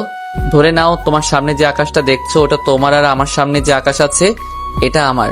হয়ে গেল না তোমার আর আমার আকাশ? খুব কি ক্ষতি হয়ে যাবে এটা ভাবলে? সিরাত ভাবতে লাগলো, আমার আকাশ শুধুই আমার? এই চাঁদ আমার, ওই তারা আমার, আমার আকাশে চাঁদ উঠেছে, আমার আকাশে মেঘও আছে। সত্যিই তো, ভেবে নিতে দোষের কিচ্ছু নেই। অদ্ভুত ভালো লাগে সাবিরের প্রতি। ভালো লাগাটা দিন দিন যেন বেড়েই চলেছে। সাবিরের সাথে কথা বলে সময়গুলো হুট করেই শেষ হয়ে যায়। কখন যে সময়গুলো পালিয়ে যায় ঠাহর করতে পারে না সিরাত। তার মা বাবাও সাবির বলতে পাগল। সাবির পুরো পরিবারকে শপিং করে দিয়েছে কিছুদিন আগে। তারা যখন সাবিরের নাম করে সিরাত কান লাগিয়ে শোনার চেষ্টা করে। এমন একটা ছেলেকে কার না ভালো লাগে, কিন্তু বিয়ের কথা মনে পড়তেই লজ্জায় আটখানা হয়ে যায়। উফ, বিয়ের পর কি হবে? সাবির তো অনেক কিছু বলে, তখন তো একসাথে থাকতে হয়। এসব ভাবলে সিরাতের গাল বাদে কান পর্যন্ত গরম হয়ে যায়। সাবির প্রায় বলে, এত লজ্জা কোথা থেকে আসে তোমার? এই লজ্জার গোপন রহস্য কি বলো তো? তোমার এই লজ্জার কারণে আমার ভবিষ্যৎ অন্ধকার দেখছি। সিরাতের লজ্জা তখন আরো কয়েক গুণ বেড়ে যায়। এই যে আজ সকালে সাবির সিরাতের মা বাবার কাছ থেকে অনুমতি নিয়ে বাইরে ঘুরতে বের হবে, এটা নিয়েও সিরাত লজ্জা পেল। ছি ছি, বাবা কি ভাবলো, মা কি ভাবছে? তানিশা আন্টি তো আজ আমাকে প্রশ্ন করতে করতে শহীদ হয়ে যাবে। এত লজ্জার মাঝেও সিরাত সাবিরের কাছে একটা আবদার করলো। ফোন করে মিষ্টি কণ্ঠে বলল, শুনুন না, আমি না কোনোদিন বাইকে চড়িনি। আপনার বাইক আছে? থাকলে আজ আমরা বাইকে যাব, ঠিক আছে? সাবির না করলো না। সিরাতের আবদার রেখে একটা বাইক নিয়ে হাজির হলো। সিরাত কখনো ভাবতে পারেনি তার জীবনেও এমন সুন্দর কিছু মুহূর্ত অপেক্ষা করছিল। তাকেও কেউ এতটা গুরুত্ব দেবে। বাইকে চড়ার স্বপ্নটা আজ পূরণ হলো। হাজারো অস্বস্তি নিয়ে এসে কাঁধের ব্যাগটাকে তাদের মাঝখানে বরাবরই রাখলো। তারপর দুই পা সমান করে সাবিরের পেছনে বসলো। তখন খেয়াল করলো তার হাত থরথর করে কাঁপছে। এই কেমন অনুভূতি, এই কেমন ভালো লাগা। সামনের মানুষটা কি সত্যি এত ভালো? সিরাত বাইকের গ্লাসে স্পষ্ট লক্ষ্য করলো যে যখন সাবিরের কাঁধে হাত রাখলো, সাবির চিপকু কাঁপছিল। বারবার ঠোঁট ভিজিয়ে চোখ বন্ধ করে বিড়বিড় করে কি যেন বলছে আর বড় বড় নিঃশ্বাস ফেলছে। এইসবের মানে সিরাত জানে না, কিন্তু সাবির তো জানে। তার স্বপ্ন প্রিয়সী আজ নিজ থেকে ভরসা করে তার কাঁধে হাত রাখলো, তার পাশে বসলো। শুধুমাত্র সেই জানে তার মনে কেমন করে উথাল পাথাল করছে। প্রিয়সীর মন জেতা, একটুখানি অধিকার পাওয়াটাও প্রেমিকের মনে অনেক বড় জয়। সেদিন সাবিরের অস্থিরতা সিরাত টের পেল আরো কিছুক্ষণ পর, যখন সাবির কাউকে কল করতে পকেটে হাত দিল। মোবাইলের বদলে বেরিয়ে এলো টিভির রিমোট। অন্য পকেটে হাত দিতেই বেরিয়ে এলো চাবির রিং এর জায়গায় বেরিয়ে এলো ইনহেলার। টাকা ছাড়া শূন্য ম্যানি ব্যাগ নিয়ে চলে গেছে সে। এত কিছুর পর তার মুখটা দেখার মতো হলো। রাগ নিয়ে পানি খেতে নিলে পুরো গলা বুক পর্যন্ত ভিজিয়ে ফেললো। গলায় পানি আটকে কাশতে কাশতে হাঁপানে রোগের মতো অবস্থা হলো। সাবির নিজেকে গালি দিল না, কিন্তু নিজের বোকামের জন্য হালকা হাসলো। অনুভব করলো সিরাত তার জীবন খুবই গুরুত্বপূর্ণ। এই মেয়ের কথা ভাবতে ভাবতেই খেয়াল করবে বলে উত্তেজনায় সে আজ এতগুলো ফুল একসাথে করে ফেললো। অন্যদিকে সাবির ইহেম কাণ্ডে সিরাত অবাক চোখে তাকিয়ে রইল। একে পাগল না বলে আর কাকে বলবে সে? বলেই ফেললো, আপনি আসলেই একটা পাগল।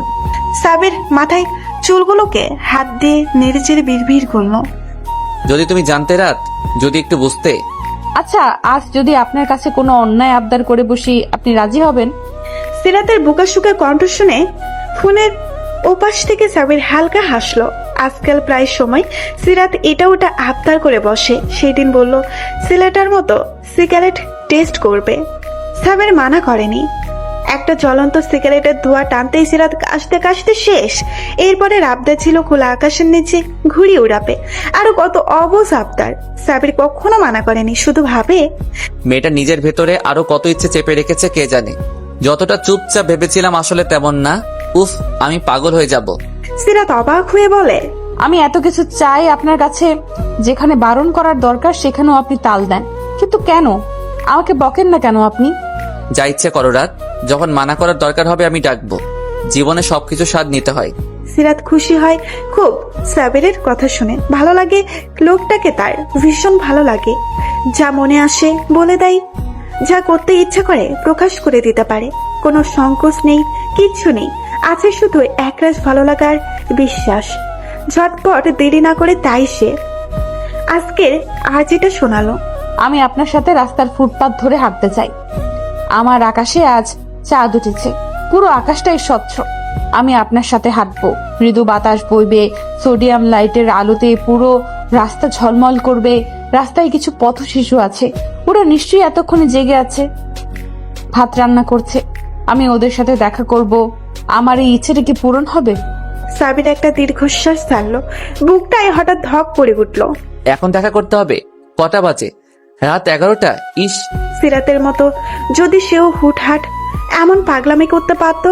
তার তো ইচ্ছে করে এক্ষুনি সিরাত নামের মানুষটাকে তুলে এনে সামনে চেয়ারে বসিয়ে রেখে ঘন্টার পর ঘন্টা তাকিয়ে থাকতে। নিজের ইচ্ছেকে দমিয়ে সাবির বলল, ঠিক আছে আমি আসছি, তুই সবকিছু ম্যানেজ করে নিচে এসো। সিরাত কল কেটে আনন্দে লাফাতে লাগলো। এত খুশি লাগছে কেন? তানিশা আন্টিকে বলে সিরাত রেডি হয়ে সোফায় বসে পা ঝুলিয়ে নাচতে লাগলো। তানিশা এই সময় বিষয়ে সিরাতকে খুব সাপোর্ট করে। বিয়ের আগে হবু বরের সাথে লুকিয়ে চুকিয়ে প্রেম করার মাঝেও একটা আলাদা আনন্দ থাকে। সেদিন সিরাত পরিবারের সবার আড়ালে সাবিরের সাথে দেখা করতে চলে যায়। সাবির নিচে বাইক নিয়ে দাঁড়িয়েছিল আগে। সিরাতকে দেখে একটা হাসি উপহার দিল। সিরাত মুগ্ধ হয়, ছেলেটার হাসিও এত সুন্দর, কই আগে তো নজরে আসেনি, এখনই এত সুন্দর লাগছে। কে জানে সিরাতের বাইকের হেলমেট পরিয়ে সাবির ছুটে চলে অজানায় একটা নির্জন জায়গায় গাড়ি রেখে দুইজনে পায়ে পা মিলিয়ে হাঁটতে শুরু করে। চাঁদের আলোয় চারিদিকে আলোকিত, সাথে আরো আছে ল্যাম্পপোস্টের এক গুচ্ছ কৃত্রিম আলো। সিরাত তো এমন একটা পরিবেশই চেয়েছিল। আহা, কি নির্মল বাতাস, কি সুন্দর এই রাতের শহরের রূপ। পথিমধ্যে এক ঝাঁক পথশিশুদের সাথে তাদের দেখা হয়। সিরাত এক নজরে তাকিয়ে আছে। এ তো না পাওয়া অভাবের মাঝে থেকেও তাদের মুখে এক টুকরো হাসি লেগে আছে। সাবির তাদের কিছু টাকা দিয়ে সিরাতকে নিয়ে সেখান থেকে চলে আসলো। হাঁটতে হাঁটতে একটা ব্রিজের উপরে এসে থামলো দুইজন। মাঝে মাঝে দুই একটা গাড়ি হর্ন বাজিয়ে সসব শব্দে চলে যাচ্ছে। নিচে নদীর পানির ঝিলমিলি অর্থে জল চাঁদের আলোয় চিকচিক করছে। নদীর এক কোনায় কয়েকটা নৌকা সারিবদ্ধভাবে ফিরিয়ে রাখা। উজান থেকে ধেয়ে আসা বাতাস। এই আধারিত রাত, দুইজন কপত কপতি আর তাদের সুখময় মুহূর্তেই সিরাত এক দৃষ্টিতে সামনে তাকিয়ে আছে। অচমকা বলে উঠল, আপনাকে অনেক ধন্যবাদ আমাকে এত সুন্দর কিছু উপহার দেওয়ার জন্য। সাবিরের চোখ সিরাতের উপর স্থির। মেয়েটার মুগ্ধ দৃষ্টি তাকে নাজেহাল করে দিয়েছে। তার বুক ধুকপুক ধুকপুক করছে ক্রমাগত, মাথাটা ভন ভন করছে। দ্রুত চোখে ফেলে জিভ দিয়ে ঠোঁট ভিজিয়ে চোখে জোরে জোরে শ্বাস নিল। সামনে চোখ রেখে বলল, রাত, আজ আমার আর তোমার অপরিচিত জীবনের শেষ একাকী মুহূর্ত। কাল আমাদের বিয়ের অনুষ্ঠান শুরু, তারপর থেকে আমাদের সম্পর্কের একটা নাম থাকবে। সবাই কত খুশি, তাই না? আজ মা কি করেছে জানো? আবার তোমার শাড়ি গয়না কিনে এনেছে, তোমাকে সারপ্রাইজ গিফট দিবে। আমি তোমাকে বলে দিলাম, মাকে বলো না আবার। সাবিরের এমন কথাই সিরাত আশা করেনি। সাবির তো ফুল কিছু বলেনি। আসলেই তো আজকের রাতটা তার জীবনের শেষ মুহূর্ত। এরপর থেকে সে হবে কারো স্ত্রী, কারো অর্ধাঙ্গিনী, আরো অনেকগুলো সম্পর্কের সাথে জড়িয়ে যাবে সে। সত্যি জীবনটা কি অদ্ভুত, হুট করে কখন কি হয়ে যায় বলা মুশকিল। কিছুদিন আগেও তার জীবনটা এত সুন্দর ছিল না, কিন্তু এই পাগল লোকটার কারণে আজ তার মুখ থেকে হাসি সরেই না। সাবির সিরাতের হাতের আঙুল ধরে আরেকটু ঘনিষ্ঠ হয়ে দাঁড়ালো। সিরাত পাশ ফিরে তাকাতেই অবাক হয়ে গেল, কেননা সাবিরের চোখের কোণ বেয়ে জল গড়িয়ে পড়ছে। হয়তো ভেবেছে অন্ধকার দেখা যাবে না, কিন্তু চাঁদের আলোয় সবকিছু স্পষ্টতর। সিরাত বিচলিত কণ্ঠে বলল, কি হলো হঠাৎ আপনার চোখে পানি কেন? সাবির চোরা চোখে একবার তাকিয়ে অন্যদিকে ফিরে গেল। সিরাত উদ্বেগ নিয়ে সাবিরের পাশে গিয়ে শান্ত কণ্ঠে বলল, কি হয়েছে বলুন না, আপনি কাঁদছেন কেন? সিরাত, আমার বিশ্বাস হচ্ছে না এখনো। আমি সত্যি তোমাকে পেতে যাচ্ছি। তুমি সত্যি আমার হবে? আমার ঘরে বউ হয়ে আসবে, লাল টুকটুকে শাড়ি পরে আমার সামনে ঘুরে বেড়াবে? এটা আমি বিশ্বাস করতে পারছি না রাত। আমি সত্যি তোমাকে অর্জন করতে চলেছি। সিরাত তাজ্জব বনে গেল। এ আবার কেমন কথা? একটা ছেলে কান্না করছে, তাও এই সামান্য একটা কারণে? সে কি এতটাই গুরুত্বপূর্ণ? সিরাতের হঠাৎ খুব কান্না পেল, কিন্তু কাঁদলো না, করুণ চোখে তাকিয়ে রইল। সাবির বলতে লাগলো, জানো, তোমাকে আমি প্রথম দেখেছিলাম একটা বিদ্যুৎ কেন্দ্রে। হয়তো তুমি তোমার কলেজ থেকে পিকনিকে এসেছিলে। সেদিন আমার ওখানে ডিউটি ছিল একজন মিনিস্টারকে নিরাপত্তার বিষয়ে। আমি সারাদিন তোমার উপর লক্ষ্য রাখছিলাম। কেন জানো? কারণ তোমার উপর সন্দেহ হচ্ছিল। চোরা চাহনিতে এদিক ওদিক তাকানো, চুপচাপ গম্ভীর নিজের মতো থাকতে গিয়ে দলছুট হয়ে গিয়েছিল। তারপর আবিষ্কার করলাম তুমি মেয়েটা আসলে এমনই, যেন তেন কারণে ভয় পাও, আবার কান্না করে দুনিয়া ভাসানোটাই তোমার স্বভাব। আমিও খুঁজতে পারিনি, কারণ এরপরেই বিদেশে একটা ট্রেনিং এ চলে যেতে হয়েছিল। শুধু তোমার কলেজ ইউনিফর্মে ব্যাজে থাকা কলেজের নামটা মনে ছিল। আমি পাগলের মতো তোমাকে খুঁজতে লাগলাম। বারবার মনে হচ্ছিল তোমার মতো কেউ নেই, তোমার মতো কেউ না, তোমাকে আমার চাই। তারপর একদিন তোমাকে খুঁজে পেলাম সেই রেস্টুরেন্টে। সেই থেকে তোমাকে আর ছাড়িনি। তুমি ভাবতেও পারবে না আমি কতটা খুশি হয়েছিলাম। সেই থেকে আজ পর্যন্ত সবকিছু একটা স্বপ্নের মতো। রাত, তুমি ভাবতেও পারবে না আমি কতটা চাই তোমাকে। তোমার আগমন আমাকে কতটা বদলে দিয়েছে। সিরাতের চোখের কান্নিস বেয়ে জল গড়িয়ে পড়ছে। নিষ্পলক তাকিয়ে সাবিরকে অবলোকন করার চেষ্টা করছে। হুট করে সাবিরকে জড়িয়ে ধরল সে। অচমকা ঝাঁপিয়ে পড়ায় সাবিরকে কয়েক কদম পিছিয়ে গেল। সিরাত ফুপাতে ফুপাতে বলল, আপনি সত্যিই ভালোবাসেন আমাকে? ভালোবাসার চেয়েও বেশি রাত। সিরাত এবার সোজা হয়ে দাঁড়ালো, মুখের ভাষা হারিয়ে চুপ করে রইল। ভাবতে লাগলো এতটাও ভালোবাসার যোগ্য হয়তো সে না। সাবির মুখ থামায়নি। তুই আমাকে ভালোবাসছো তো রাত? সিরাত কিছু একটা ভাবতেই লজ্জা পেল খুব। লজ্জায় মুখ লুকাতে চাইলো। লজ্জা মাখা হাসি দিয়ে সাবিরের দিকে তাকালো। সাবির উত্তরের আশায় তার দিকে তাকিয়ে রইল। কি হলো বলো? একটু একটু ভালোবাসি। দুইটো কবে ভালোবাসবে রাত? সিরাতের লজ্জায় কান গরম হয়ে গেল। পরক্ষণেই নিজের উত্তর শুনে নিজেই হাসলো সে। লোকটাকে সে আসলেই ভালোবেসে ফেলেছে। সাবির এমন একজন মানুষ যাকে ভালো না বেসে পারা যায় না। তার সাথে সারা জীবন থাকতে পারাটা ভাগ্যের বিষয়। সাবিরের বিশেষ কেউ হতে পারাটাও সৌভাগ্য। এইসব আর মাত্র কয়েকটা ঘন্টা, তারপর দুজনে একসাথে গাঁথা পড়বে বিয়ে নামক বন্ধনে। শুরু হবে একসাথে পথ চলা, সূচনা হবে এক নতুন অধ্যায়ের। সাবিরকে আরেকটু খুশি করতেই সিরাত বলল, আচ্ছা যান, আমি আপনি তিনটু ভালোবাসি। এবার খুশি? সাবিরের প্রশান্তিময় হাসিটা সিরাতের কানে ঝঙ্কার তোলার মতো বাজতে লাগলো। সামনের দিনগুলো ভীষণ সুখময় হতে চলেছে।